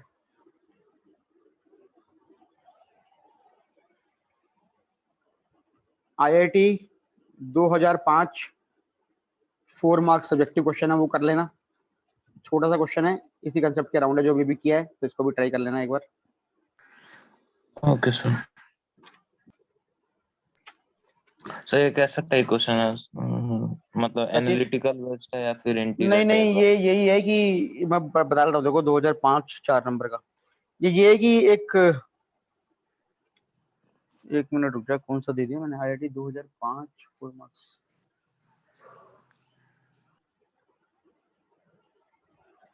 हमने अभी क्या किया, हमने टेंजेंट की ना, उसमें ये है, इस वाले क्वेश्चन में ये है कि एक टेंजेंट दे रखी है एक एक इक्वेशन है, एक सर्कल दे रखा है x square plus Y square equal to 16 और एक एलिप्स दे रखा है एक्स स्क्वायर, एलिप्स दे रखा है x square by 25 plus Y square by 4 is equal to 1, ऐसा दे रखा है। तो कह रहा है कि एक find the equation of common tangent in first quadrant to these two curves. तो तेरे को देख के बता रहा है वो ये कर्व कैसे बनेंगे, कर्व ऐसे बनेंगे, ये सर्कल जो है तेरा ऐसा बनेगा और एलिप्स जो है थोड़ा सा ऐसा बनेगा। ये है 4, ये है 2, नहीं एलिप्स ऐसा नहीं बनेगा, एलिप्स तेरा बनेगा और कुछ इस कट टाइप। करेगा, हाँ सर्कल को कट कर जाएगा तो एलिप्स तेरा ऐसा बन मिड जाएगा, पॉइंट से ये कट बन जाएगा, करेगा।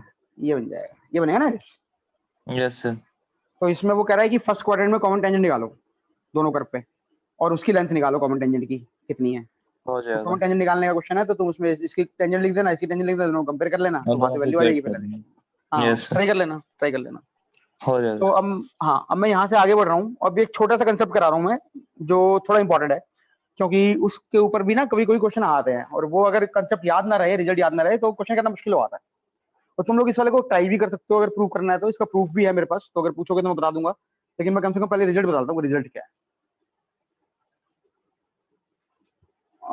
ठीक है, अब प्रॉपर्टीज आने शुरू हो रही है टेंजेंट की। अब टेंजेंट की प्रॉपर्टीज एक बार देख लेते हैं, इसको मैं क्लियर करता हूँ। पहला रिजल्ट ये है, इंपॉर्टेंट रिजल्ट है। पहला रिजल्ट ये है कि सपोज करो तुम्हारे पास ये एलिप्स है,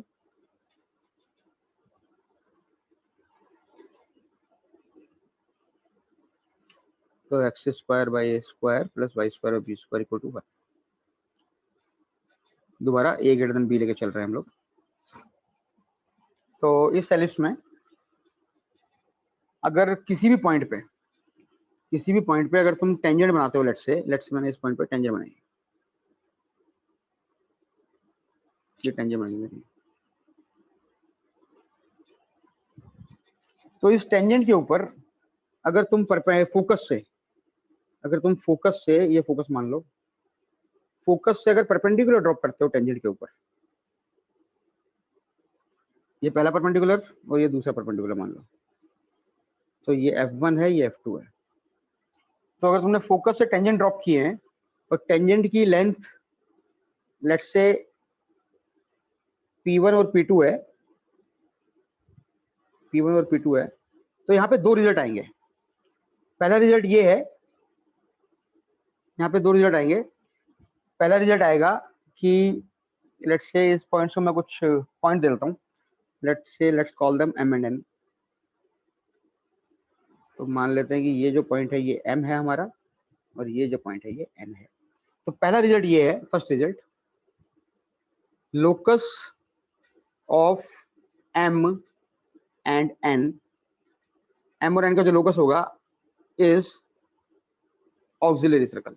ये पहला रिजल्ट है, ये किसी भी एलिप्स के लिए 2 रहेगा रिजल्ट, ऐसा नहीं सिर्फ इस एलिप्स के लिए, स्टैंडर्ड के लिए, किसी के लिए भी। Locus of M and N will be auxiliary circle of ellipse. तो अगर मैं इसको रिजल्ट को जो मैंने लिखा है यहाँ पे पहला रिजल्ट, अगर मैं इसको लोकस की लैंग्वेज में डोलूं, मतलब स्टैंडर्ड रिजल्ट की प्रॉपर्टी की टर्म्स में बोलूं तो क्या बोलूंगा कि क्या हो जाएगा, ये हो जाएगा locus of foot of perpendicular. ध्यान से सुनना, लिखवा नहीं रहा हूँ लेकिन समझ में आ जाएगा। Locus of foot of perpendicular drawn from focus और foci, drawn from foci on a tangent at any point, locus of foot of perpendicular drawn from foci on tangent at any point of the ellipse is auxiliary circle। ठीक है ना। तो locus of M and N, तो M and N क्या है, foot of perpendicular है, तो locus of foot of perpendicular is auxiliary circle of the ellipse, that is property number 1। इसको तुम प्रूव भी कर सकते हो। कैसे प्रूव करोगे, तुमको इस वाली लाइन की क्वेश्चन पता है, y is equal to mx plus under root a square m square plus b square मान लो। तो इसका स्लोप तुमने m ले लिया, अगर इसका स्लोप m है तो जो परपेंडिकुलर उसका स्लोप कितना हो जाएगा, इसका स्लोप हो जाएगा -1/m। और तुमको फोकस भी पता है f1 कितना है, AE,0। तो ऐसी लाइन जो AE,0 से पास कर रही है और जिसका स्लोप ये है, उसकी इक्वेशन तुम लिख सकते हो। जैसे इसकी इक्वेशन लिखोगे पॉइंट m आ जाएगा तुम्हारा, तो पॉइंट m आएगा इन टर्म्स ऑफ स्लोप, मतलब point capital M, this m capital M will come in terms of slope small m। तो वहां से तुम अगर m एलिमिनेट कर दोगे तो you will get the locus. हालांकि थोड़ा मुश्किल पड़ता है क्योंकि थोड़ी मैथमेटिकल तरीके लगाने पड़ते हैं एलिमिनेट करने के लिए, लेकिन जो लोकस आएगा वो ऑक्सिलरी सर्कल का लोकस आएगा, which is x square plus Y square equal to a square. That is result number 1। Property number 2 और result number 2 is product of length of perpendiculars drawn from foci on any tangent. Product of length of perpendicular drawn from foci on any tangent is equal to b square. ये b square आएगा हमेशा। क्या मतलब हुआ? b क्या होता है? b is semi minor axis. अगर कोई पूछेगा b की डेफिनेशन क्या है, b को कैसे बोलोगे, तो you will say b is semi minor axis and a is semi major axis. तो इस फिगर के हिसाब से देखोगे तो p1 into p2, तो p1 into p2 is the product of length of perpendiculars drawn from foci on the tangent. तो p1 p2 is always equal to b square. ये हर पेयर ऑफ परपेंडिकुलर के लिए ट्रू होगा। किसी भी point पे बना दो तुम, मतलब किसी भी पॉइंट पे टेंजेंट बनाओगे एलिप्स पे, तो उसके ऊपर जो परपेंडिकुलर ड्रॉप होंगे दोनों फोकस से, उनका जो प्रोडक्ट होगा वो हमेशा सेमी माइनर एक्सिस का स्क्वायर होगा। चाहो तो इस रिजल्ट को प्रूव भी ट्राई कर सकते हो प्रूव करने की, अदरवाइज ये रिजल्ट तुम्हारी कम से कम मेमोरी में तो होना चाहिए, क्योंकि कुछ क्वेश्चंस होते हैं जो इस वाले रिजल्ट को यूज करते हैं। अगर ये रिजल्ट याद नहीं रहेगा तो वो क्वेश्चन फिर होने मुश्किल हो आते हैं, थोड़े कॉम्प्लिकेट हो आते हैं। अगर किसी को कुछ भी पूछना है इस वाले कंसेप्ट में, जो बोर्ड पे फिगर बना रखी है, तो पूछ लो एक बार, वरना मैं यहाँ से आगे बढ़ता हूँ। इसी से रिलेटेड जो मैंने वो करे हैं, क्या कहते हैं, कंसेप्ट कराए हैं अब तक, उसके लिए कुछ क्वेश्चंस लिख रहा हूँ मैं बोर्ड पे, जो तुम लोग प्रैक्टिस कर सकते हो। दो मैं ऑलरेडी बता चुका हूँ, 2005 और 1995 वाला। उसके अलावा IIT 2009 ऑब्जेक्टिव, ये क्वेश्चन इसी कंसेप्ट पे आएगा, इसे ट्राई कर लेना। IIT 2010 पैसेज मिलेगा एक, सब इन्हीं कंसेप्ट पे है वो। और IIT 2003 का भी एक ऑब्जेक्टिव क्वेश्चन है। तो ये सारे क्वेश्चंस इस कंसेप्ट के हैं, टेंजेंट के अराउंड, इनको देख लेना एक बार।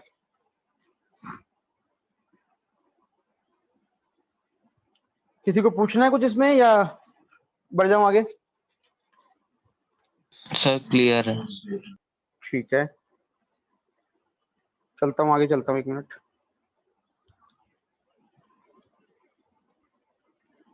कौन कौन है? ऋषभ, सार्थक, शुभेंदु, बाकी चले गए। ठीक है। सर 4 बजे से दूसरा सेशन भी है। नहीं आज नहीं है 4 बजे से। 4 बजे से दूसरा सेशन है थर्सडे को, जिसमें मैं वो 5 क्वेश्चन कराऊंगा। थर्सडे को लिखा है मैंने, थर्सडे को है। ठीक है। ठीक है, तो थर्सडे को ही मैं बाकी 5-7 क्वेश्चन, 8 क्वेश्चन और निकाल के डाल दूंगा एडवांस के लिए।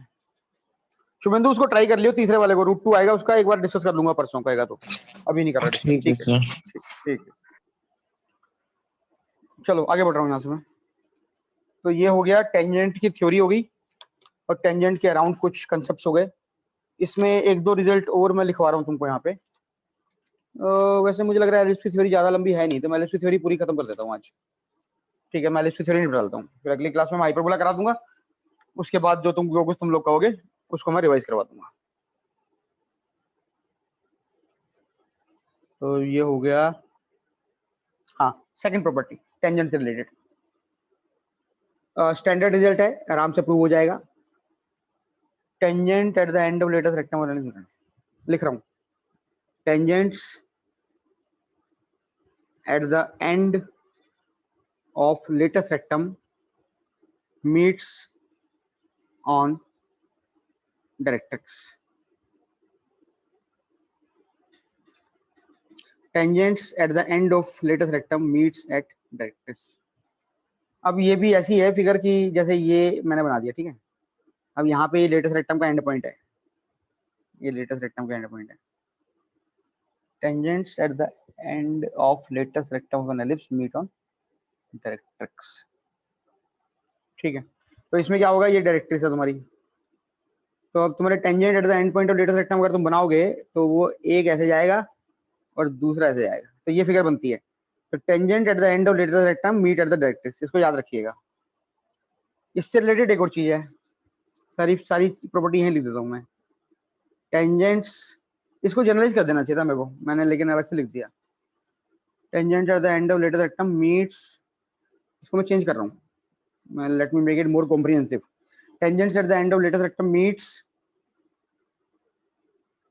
at the point where directrix meets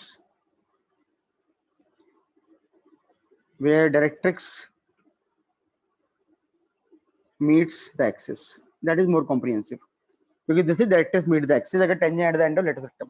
दूसरा जो रिजल्ट है वो इसको वो कर देगा, होलिस्टिक बना देगा। दूसरा रिजल्ट अब मैं लिख रहा हूँ। दूसरा रिजल्ट कहता है tangents at the end points of a focal chord, tangents at the end points of a focal chord meets on the directrix। अब ये क्या हुआ, चला गया, meets on the directrix, that's a better result। तो किसी भी फोकल कॉर्ड के एंड पॉइंट पर अगर तुम टेंजेंट बनाओगे, किसी भी फोकल कॉर्ड के एंड पॉइंट पर टेंजेंट बनाओगे तो वो टेंजेंट डायरेक्ट्रिक्स में मिलेंगी। और अगर वो फोकल कॉर्ड के एंड पॉइंट तुम वो चुन लोगे लेटेस्ट रेक्टम वाले, तो वो वहां मिल जाएंगी जहां पे डायरेक्ट्रिक्स एक्सिस को मिलती है। तो बेसिकली ये कहा जा रहा है कि ये है, तो ये जो पॉइंट है ये डायरेक्ट्रिक्स पर लाई करेगा। तो tangents at the end point of focal chord will always meet on directrix and tangents at the end point of latus rectum will meet at the point where directrix meets the axis. और एक और तीसरा result भी आ सकता है। तीसरा result क्या होगा? तीसरा रिजल्ट होगा tangents at the and points of double ordinate. Double ordinate वही कंसेप्ट है जो पैराबोला में होता था। तो तीसरा रिजल्ट अगर तुम्हें लिखना है तो तीसरा रिजल्ट हम लोग लिख सकते हैं। तीसरा result will be something like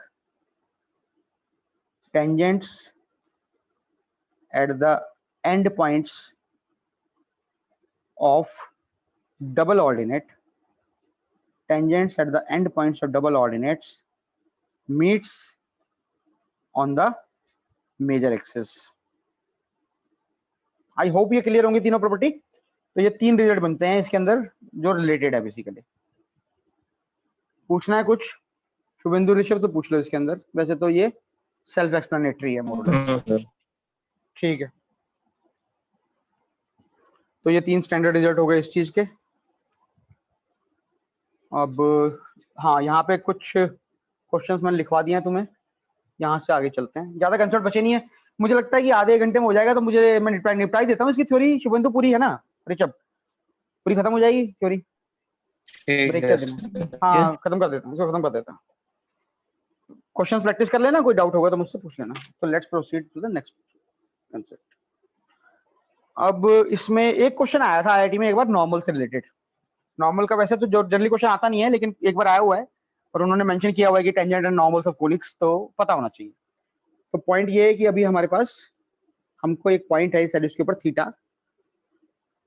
तो थीटा पे टेंजेंट की क्वेश्चन हमको पता है क्या होती है। टेंजेंट की question x by a cos theta plus y by b sine theta equal to 1। तो इसका मतलब हमें इसका स्लोप पता है और पॉइंट भी पता है, a cos theta b sine theta. तो पॉइंट और स्लोप को यूज करके अगर तुम नॉर्मल लिखना चाहो तो equation of normal at theta तुम लिख सकते हो। Equation of normal at p theta standard ellipse है विल बी, ये इक्वेशन याद रहे तो बेटर रहेगा, a x by cos theta minus b y by sine theta is equal to A square minus b square. और ellipse में एक खास चीज होती है कि b square is equal to 1 minus, sorry, ellipse में खास चीज होती है कि e square is equal to 1 minus b square by A square होता है। ये जो मैं अभी रिजल्ट करवा रहा हूँ तुमको, अभी जो लिखवा रहा हूँ ये ई स्क्वायर इक्वल टू, ये काफी फायदेमंद है जो मैं अभी लिखवा रहा हूँ, इसको याद रखना। तो इससे एक चीज निकल के आती है, अगर तुम ए स्क्वायर से मल्टीप्लाई करो तो याद आएगा a square minus b square is equal to A square e square. ये एलिप्स में बहुत यूज होता है भाई क्वेश्चन को सॉल्व करने के लिए। ये वाला जो रिजल्ट है ये एलिप्स में क्वेश्चन को सॉल्व करने के लिए काफी ज्यादा यूज होता है, ये वाला रिजल्ट। तो इसको याद रखिएगा। तो this is the equation of normal eight the point theta.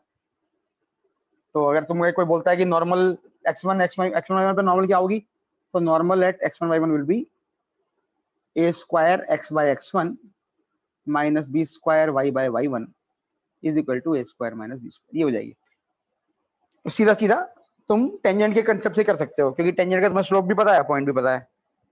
तो स्लोप को -1 बाय m कर दो और पॉइंट वही रख दो, तो नॉर्मल की क्वेश्चन आ जाएगी। तो ये नॉर्मल की क्वेश्चन है पॉइंट पी थीटा पे। इससे रिलेटेड क्वेश्चन, नॉर्मल वाले कंसेप्ट से रिलेटेड, IIT 2009 ट्राई कर लेना। कौन सा क्वेश्चन है बता देता हूँ, 2009 का ऑब्जेक्टिव ही होगा मेरे ख्याल से। हाँ ऑब्जेक्टिव ही है, ऑब्जेक्टिव।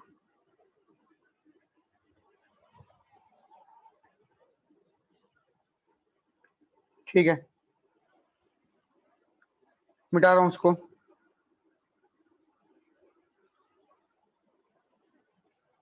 अब जो चीज आती हैं वो वही हैं जो बाकी कर्व्स में हैं। जैसे ये एलिप्स है, एक एक्सटर्नल पॉइंट है पी एच कोमा के, उससे तुमने दो टेंजेंट बना दी कर्व पे, उससे तुमने कर्व पे दो टेंजेंट बना दी, एक ये बन गई मेरी टेंजेंट और एक मेरी टेंजेंट ये बन गई लेट्स से। तो इन टेंजेंट को जो लाइन ज्वाइन करेगी that will be chord of contact of point P. तो कॉर्ड ऑफ कॉन्टैक्ट की इक्वेशन क्या होगी, T is equal to 0, standard chord of contact. लिखनी आनी चाहिए, कोई दिक्कत है तो किताब में चेक कर लेना या मुझसे पूछ लेना।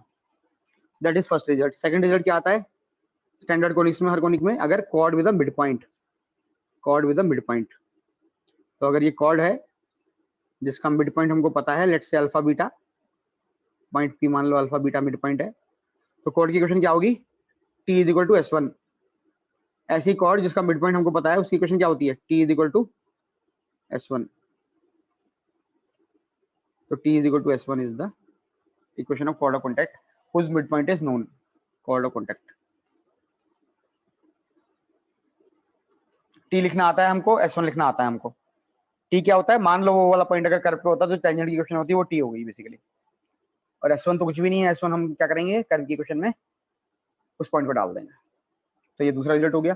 और तीसरा रिजल्ट भी इसी से रिलेटेड है, वो भी सब कोनिक्स में कॉमन है, वो है एक्सटर्नल पॉइंट से पेयर ऑफ टेंजेंट्स। तो अगर एक पॉइंट है पी एच के, तो जो इक्वेशन ऑफ टेंजेंट्स बनेगी, जो पेयर ऑफ टेंजेंट बनेगी, उनकी जो कंबाइंड इक्वेशन होगी, सेकंड डिग्री जनरल इक्वेशन जो होगी इन दोनों टेंजेंट की, combined equation of this two line will be SS1 equal to T square. ये तीनों रिजल्ट सब में कॉमन है। SS1 equal to T square को यूज करके भी हम direct equation, direct circle equation निकाल सकते हैं अगर निकालना चाहें तो। कैसे निकालेंगे, SS1 equal to T square कर देंगे, पेयर ऑफ टेंजेंट आ जाएगी, पेयर ऑफ टेंजेंट में दोनों लाइन परपेंडिकुलर है, परपेंडिकुलर है ना डायरेक्ट सर्कल के लिए, परपेंडिकुलर है। तो परपेंडिकुलर होती है पेयर ऑफ स्ट्रेट लाइन, तो क्या होता है, coefficient of x square plus coefficient of y square 0। a plus b को 0 कर दोगे तब भी तुम्हारे पास डायरेक्ट सर्कल की इक्वेशन आ जाएगी। और डायरेक्ट सर्कल की इक्वेशन क्या आएगी, x square plus y square equal to a square plus b square. Clear है ना ये सारी चीजें, कुछ पूछना तो पूछ लो इसमें। यस सर ठीक है। ठीक है, तो ये हो गया बेसिक लेवल का। मैं एक काम करूंगा, मैं एक फोटो खींच के डाल दूंगा अभी इस वाली क्लास के बाद ग्रुप पे, जिसमें बाकी क्वेश्चंस तो मैं IIT वाले बता ही रहा हूँ तुमको, उसके अलावा 4-5-6 क्वेश्चन और होंगे तो वो भी तुम लोग अटेम्प्ट कर लेना, उनके आंसर भी उन क्वेश्चंस के नीचे लिखे होंगे, तो अटेम्प्ट करके देख लेना, कोई दिक्कत होगी तो मुझसे पूछ लेना। ठीक है, ठीक है सर। ओके ठीक है, ठीक है। तो अभी थोड़ी सी मिसलेनियस, ये एलिप्स की थ्योरी मोरलेस एडवांस के पॉइंट ऑफ व्यू से एलिप्स की थ्योरी इतनी ही है। अब थ्योरी में यूज करके, थ्योरी को रिवाइज करके, और उसके बाद जेई मेन के क्वेश्चंस ट्राई करो, उसके बाद IIT के एडवांस के क्वेश्चंस ट्राई करो सारे के सारे। और अभी मैं कुछ रिजल्ट्स करा रहा हूँ जो मिसलेनियस रिजल्ट्स हैं एलिप्स के अंदर, 2-3 रिजल्ट है लेकिन इंपॉर्टेंट रिजल्ट्स हैं, तो वो एक बार देख लो। एक इंपॉर्टेंट रिजल्ट मैं करा चुका हूँ, इसको याद रखना, रिजल्ट इंपॉर्टेंट है इसलिए दोबारा बता रहा हूँ। किसी भी पॉइंट पे अगर टेंजेंट बनाओगे तो फोकस से जो परपेंडिकुलर ड्रॉप होंगे उनका जो फुट होगा उसका लोकस ऑक्सिलरी सर्कल होगा, पॉइंट नंबर 1। और जो इनकी लेंथ का प्रोडक्ट होगा P1 P2 का, वो होगा b स्क्वायर। ये एक इंपॉर्टेंट रिजल्ट है इसलिए इसे दोबारा बता रहा हूँ। इसके अलावा कुछ और सर इसका प्रॉपर्टीज है आपने क्लास में क्वेश्चन भी दिया था ना प्रूव करने का। इस वाले का। हाँ मैंने प्रूव करने को दिया था, मैंने कराया भी था, ये बच्चे इनफैक्ट प्रूव कर नहीं पाए थे क्योंकि थोड़ा उसमें ना मैनिपुलेट करना पड़ता है ज्योमेट्री का कंसेप्ट।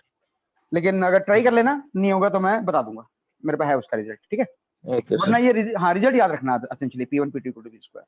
नेक्स्ट क्लास हाइपरबोला की लूंगा मैं नेक्स्ट वीक में, तो इस हफ्ते एलिप्स कर लो, और हाइपरबोला से रिलेटेड, एलिप्स से रिलेटेड कोई भी क्वेश्चंस डिस्कस कर रहे हो या कंसेप्ट डिस्कस करना हो तो हाइपरबोला की क्लास में शुरू में हम लोग डिस्कस कर लेंगे।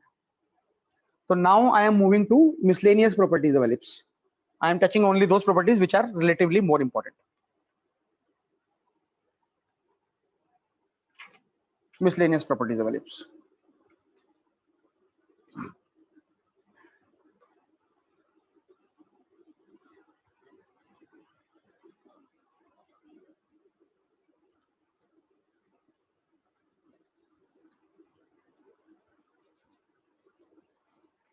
सबसे पहले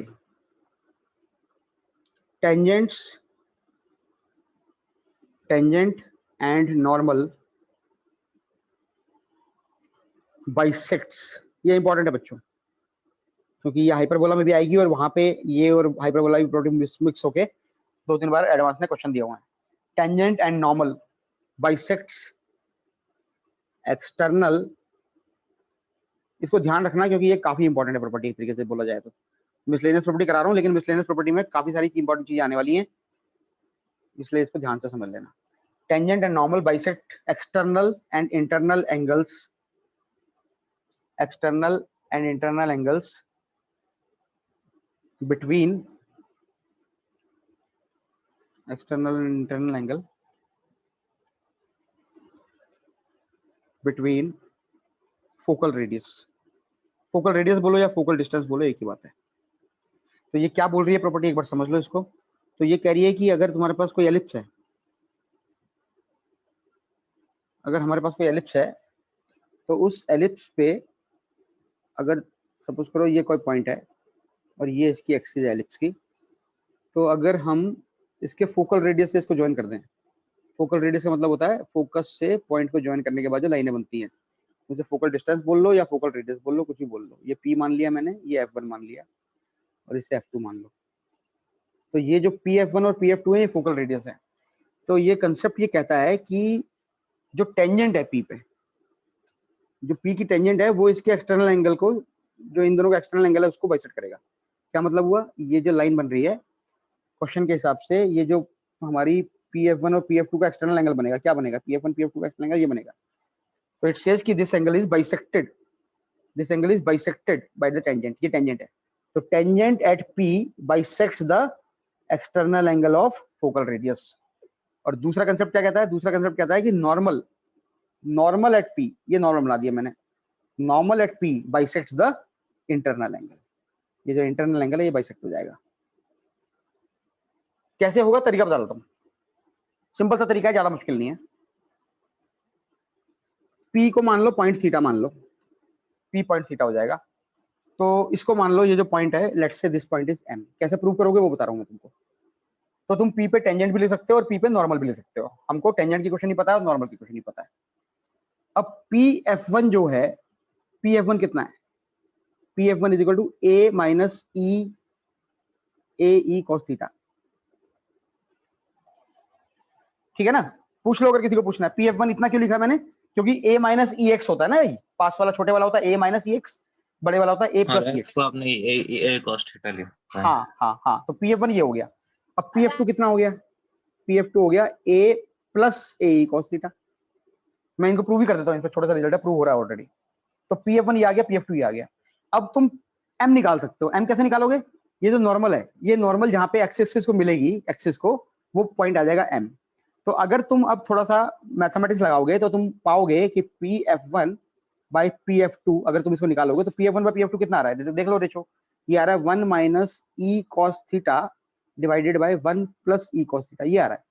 तो अगर तुम थोड़ा सा मैनिपुलेट करोगे, M को निकालोगे, M निकल जाएगा तुम्हारा नॉर्मल के पॉइंट को जीरो करके, तो तुम पाओगे कि PF1 by PF2 will come out to be F1M by F2M. ये आ जाएगा निकल के. जब तुम इसे करोगे तो तुम्हें दिख जाएगा कि ये आ रहा है. और तुमको पता है कि इंटरनल एंगल थ्योरम में ये होता है कि अगर कोई एंगल बाइसेक्टर होता है सच दैट ये P है, ये A है, ये B है और ये C है, तो तुमको पता है कि if PA by PB is equal to AC by BC, then this is the internal angle. ये हमको ऑलरेडी पता है, एंगल बाइसेक्टर थ्योरम है ये, ट्रायंगल की एंगल बाइसेक्टर थ्योरम. ठीक है, तो इसको यूज करके we can prove this result. And इसको थोड़ा याद रखिएगा, this is a important result. Rishabh, Shubhendu, कुछ पूछना है इस रिजल्ट में तो पूछ लो, अदरवाइज समझ लो इसकी एप्लीकेशन आएंगी, एलिप्स में भी आएंगी और हाइपरबोला में भी आएंगी आगे जाके.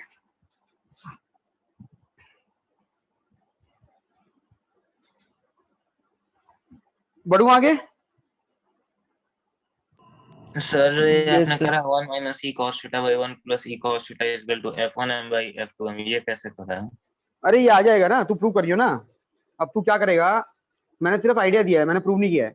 तो what we will do is, मैं कर ही देता हूँ अगर तू बोल रहा है। तो तू क्या करेगा, तेरे को ये इक्वेशन पता है नॉर्मल की, ये जो पीएम है इसकी इक्वेशन तेरे को पता है नॉर्मल की। क्या है नॉर्मल की इक्वेशन? नॉर्मल की इक्वेशन है ax by cos theta minus by by sin theta is equal to a square minus b square. अभी लिखवाई थी मैंने थोड़ी देर पहले, तो को याद होगा, ठीक है। तो उसी चीज को तू लिख सकता है, a square minus b square को तू लिख सकता है a स्क्वायर ई स्क्वायर। ये तो हमें पता है ना भाई। तो ये किसकी Yes, इक्वेशन है? sir. ये नॉर्मल की इक्वेशन है। अब अगर तू इसमें x को 0 डाल दे, सॉरी y को 0 डाल दे, पुट y इक्वल टू 0, तो y इक्वल टू 0 डालेगा तो क्या आएगा, m आ जाएगा। तो m के कोऑर्डिनेट आ जाएंगे ना भाई, तो m कितना आ जाएगा देख जरा बता मुझे। तो m आ जाएगा a तेरा cos ए स्क्वायर cos थीटा कॉमा 0। ये आ जाएगा कि नहीं आ जाएगा बता। yes sir.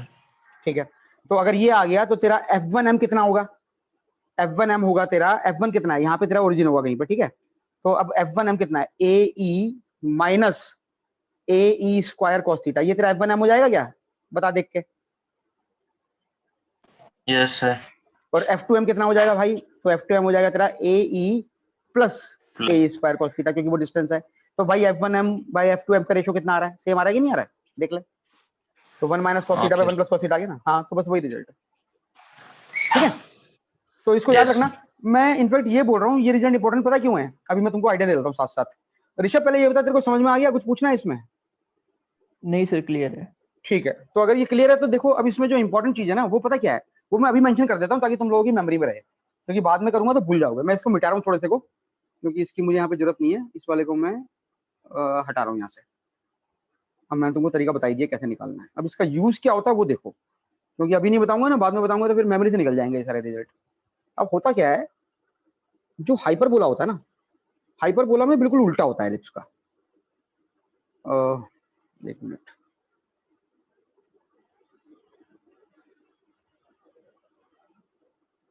तो हाइपरबोला में क्या होगा, जैसे इसमें क्या हो रहा है, एलिप्स में क्या हो रहा है, एलिप्स में तुम्हारी जो टेंजेंट है वो एक्सटर्नल एंगल को वो कर रही है बाइसेक्ट। तो हाइपरबोला में क्या होता है, हाइपरबोला में उल्टा होता है। हाइपरबोला में जो टेंजेंट होती है वो इंटरनल एंगल को बाइसेक्ट करती है। तो अगर ये हाइपरबोला बनाया मैंने, सपोज करो ये एंगल है कोई f1 मान लो फोकस, और ये मान लो f2, ठीक है। तो यहाँ पे कोई पॉइंट ले लो p, तो अब तुमने इसको ज्वाइन कर दिया और इसको ज्वाइन कर दिया हाइपरबोला में। तो जो टेंजेंट है ना हाइपरबोला में, ये जो टेंजेंट है, ये टेंजेंट इंटरनल एंगल को बाइसेक्ट करेगी। एलिप्स में क्या होता है, एलिप्स में नॉर्मल बाइसेक्ट करती है इंटरनल एंगल को, हाइपरबोला में टेंजेंट करती है। तो आईआईटी वालों ने कई बार क्वेश्चन दिया हुआ है, समझ गए ना, ये चीज समझ गए जो मैंने बोली अभी शुभेंदु? Yes sir. हाँ, Yes sir. तो इसमें क्वेश्चन क्या आता है, इसमें एक दो बार क्वेश्चन आया हुआ है और काफी इंटरेस्टिंग क्वेश्चन होते हैं, और वो मुश्किल होता है करना अगर ये कंसेप्ट ना पता हो। तो उसमें क्या होता है, वो क्या करेंगे ना, एक बना देंगे एलिप्स और एक बना देंगे हाइपरबोला सेम एक्सिस पे। और वो जो हाइपरबोला एलिप्स होंगे वो इस तरीके से होंगे कि दोनों कॉन्फोकल होंगे। कॉन्फोकल का मतलब है दोनों के फोकस सेम होंगे। तो वो एक एलिप्स बना देंगे, हाइपरबोला बना देंगे और दोनों को कॉन्फोकल कर देंगे। तो उससे बड़ा मजा आ जाता है। उससे मजा क्या आ जाता है कि ये जो पॉइंट है, इस पॉइंट पे अगर मैं इसको ज्वाइन कर दूं, सपोज करो, अब मैंने इसको इससे ज्वाइन कर दिया यहाँ से ऐसे करके, pf1 pf2 को इससे ज्वाइन कर दिया। अब जो पॉइंट p है वो एलिप्स पे भी है, हाइपरबोला पे भी है। तो पॉइंट p पे जो टेंजेंट होगी, पॉइंट p पे जो टेंजेंट होगी, ये टेंजेंट बनाई पॉइंट p पे, तो ये हाइपरबोला पे टेंजेंट है। अब ये हाइपरबोला पे जो टेंजेंट है, हाइपरबोला पे टेंजेंट इंटरनल बाइसेक्ट करता है, तो ये इंटरनली बाइसेक्ट कर देगा इसको, और ये एलिप्स पे नॉर्मल हो जाएगी, क्योंकि ये इंटरनली बाइसेक्ट कर रहा है, क्योंकि एलिप्स पे नॉर्मल इंटरनली बाइसेक्ट करती है। समझ गए क्या बोला मैंने? Yes sir. तो Yes जो sir. लाइन एलिप्स पे टेंजेंट है वो हाइपरबोला पे नॉर्मल हो जाएगी, और जो एलिप्स पे नॉर्मल है वो हाइपरबोला पे टेंजेंट हो जाएगी। इसका मतलब क्या हुआ, इसका मतलब हुआ ये एलिप्स और ये हाइपरबोला दोनों ऑर्थोगोनल कर्व हो जाएंगे, क्योंकि एक की टेंजेंट दूसरे पे नॉर्मल हो रही है, तो दोनों ऑर्थोगोनल हो गए, तो दोनों कर्व परपेंडिकुलर हो गए। तो इसका मतलब है अगर दो कॉन्फोकल एलिप्स और हाइपरबोला है तो ये दोनों ऑर्थोगोनल होंगे। ये कंसेप्ट आता है इसके अंदर। तो इस कंसेप्ट पे ना आईआईटी वालों ने, एडवांस वालों ने 2-3 बार क्वेश्चन दिया हुआ है, तो इसलिए ये कंसेप्ट पता होना चाहिए, इसलिए इंपॉर्टेंट हुआ था ये। क्लियर है अब? Yes sir. ठीक है, मैं यहाँ पे लिख रहा हूँ एक आईआईटी 2009, ये मिलेगा तुम्हें हाइपरबोला की क्लास में, मतलब हाइपरबोला के टॉपिक में, वो इस वाले कंसेप्ट पे आया हुआ है। मल्टीपल चॉइस क्वेश्चन है, और ये तो पुराना है, इसके अलावा भी 1-2 बार आए हुए हैं। तो आईआईटी 2009 हाइपरबोला के टॉपिक में तुमको एक क्वेश्चन दिख जाएगा, तो इस कंसेप्ट को तुम रिलेट कर पाओगे, क्योंकि ये कंसेप्ट इंपॉर्टेंट है काफी, तो इसलिए इसको मैंने यहीं पे मेंशन कर दिया। हाइपरबोला में तो करूंगा ही करूंगा, लेकिन यहाँ पे मेंशन कर दिया ताकि ये रिकॉल रहे, तुम मेमोरी में रहे, इसको ध्यान रखिएगा। तो दोनों कर्व ऑर्थोगोनल हो जाएंगे और एक की टेंजेंट दूसरे पे परपेंडिकुलर हो जाएगी। कब होगा? सिर्फ तभी होगा जब दोनों कॉन्फोकल है, दोनों के फोकस सेम है। कॉन्फोकल का मतलब होता है their focus are same.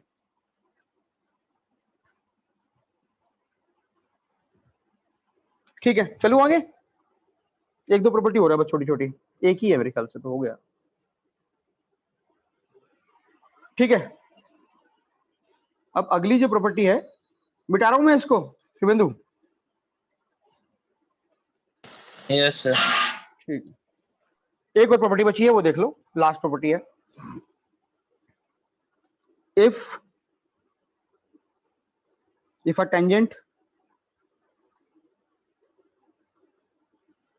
a tangent at P on an ellipse, if a tangent at P, at a point P on an ellipse, किसी एलिप्स के किसी पॉइंट पे अगर कोई टाइम टेंजेंट है, if the tangent at point P on an ellipse meets, ये आराम से प्रूव हो जाएगी, छोटी सी प्रॉपर्टी है, कोऑर्डिनेट ज्योमेट्री के क्वेश्चंस हो जाएगी। meets the डायरेक्ट्रिक्स, अरे ये लिखा नहीं जा रहा आज, क्या हो गया, meets the directrix at let's say F, then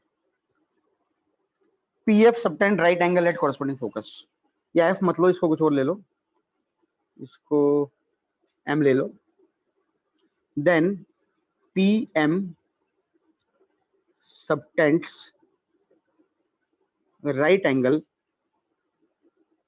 at corresponding focus। corresponding focus बोलना बहुत जरूरी है क्योंकि दो फोकस हैं। क्या मतलब हुआ, फिगर बना के समझा रहा हूं।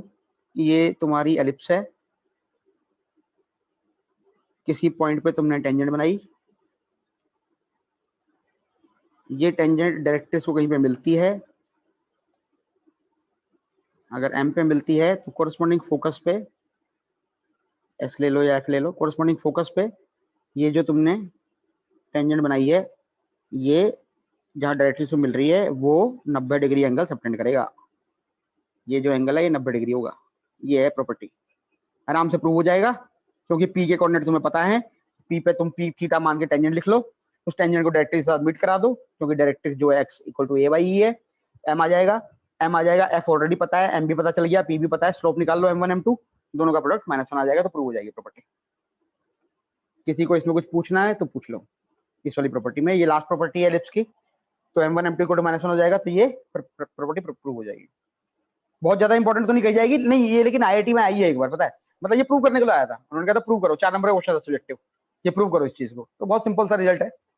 तो होता क्या ना, IIT में कोई रिजल्ट आता है तो फिर आगे क्वेश्चंस में तुम उसको डायरेक्टली यूज भी कर सकते हो, और वैसे भी आजकल पेपर ऑब्जेक्टिव है, तो बेसिक स्टैंडर्ड प्रॉपर्टीज जो है वो पता होनी चाहिए। तो यही है थ्योरी, इसके अलावा मैं क्वेश्चंस लिख रहा हूँ यहाँ पे जो तुम लोग ट्राई कर सकते हो इन कंसेप्ट से रिलेटेड। IIT के सारे क्वेश्चन मैंने बता दिए हैं ज्यादातर, 2-4 क्वेश्चन मैं अभी ग्रुप में डाल दूंगा एक बार फोटो खींच के, वो भी ट्राई कर लेना। तो मैं लिख रहा हूँ यहाँ पे IIT 97 5 मार्क्स सब्जेक्टिव, ये तुम लोग प्रैक्टिस के लिए ट्राई कर सकते हो। IIT 2005, किसी में भी दिक्कत आएगी तो मुझसे डिस्कस कर लेना, व्हाट्सएप पे भेज देना, मैं सॉल्व कर दूंगा। ये सब सब्जेक्टिव है, सब्जेक्टिव क्वेश्चंस हैं ये। और IIT 2002, ये 3 क्वेश्चन और तुम लोग इस वाले कंसेप्ट के साथ ट्राई कर सकते हो। इसमें जो एक क्वेश्चन है वो काफी इंपॉर्टेंट है मेरे ख्याल से, क्योंकि वो अलग अलग फॉर्म में 2-3 बार आया है। मैं बता देता हूँ कौन सा है, 1997 5 मार्क्स वाला है ये वाला क्वेश्चन। तो ये क्वेश्चन थोड़ा इंपॉर्टेंट है, इसे ध्यान से करना, कंसेप्ट इसमें इंक्लूडेड है। तो ये सब ट्राई कर लो एक बार, थ्योरी अच्छे से रिवाइज कर लो किसी कॉपी से, किताब से, मेरे वाले वीडियो लेक्चर देख लेना, ये अभी मैं अपलोड कर दूंगा इसको। और उसके बाद क्वेश्चंस ट्राई कर लो, जेईई मेन के कर लो पहले, then you can attempt these IIT questions. कोई भी डाउट आता तो मुझसे पूछ लो, डिस्कस कर लो। बोलो बेटा, ठीक है? ठीक है, तो मैं इसको क्लियर कर रहा हूँ स्क्रीन को। Class 1 minute. हाँ, क्या बोल रहा है? मैं नीलेश को बोला, नीलेश को इलिप्स के सर वाले क्वेश्चन सेंड कर दियो।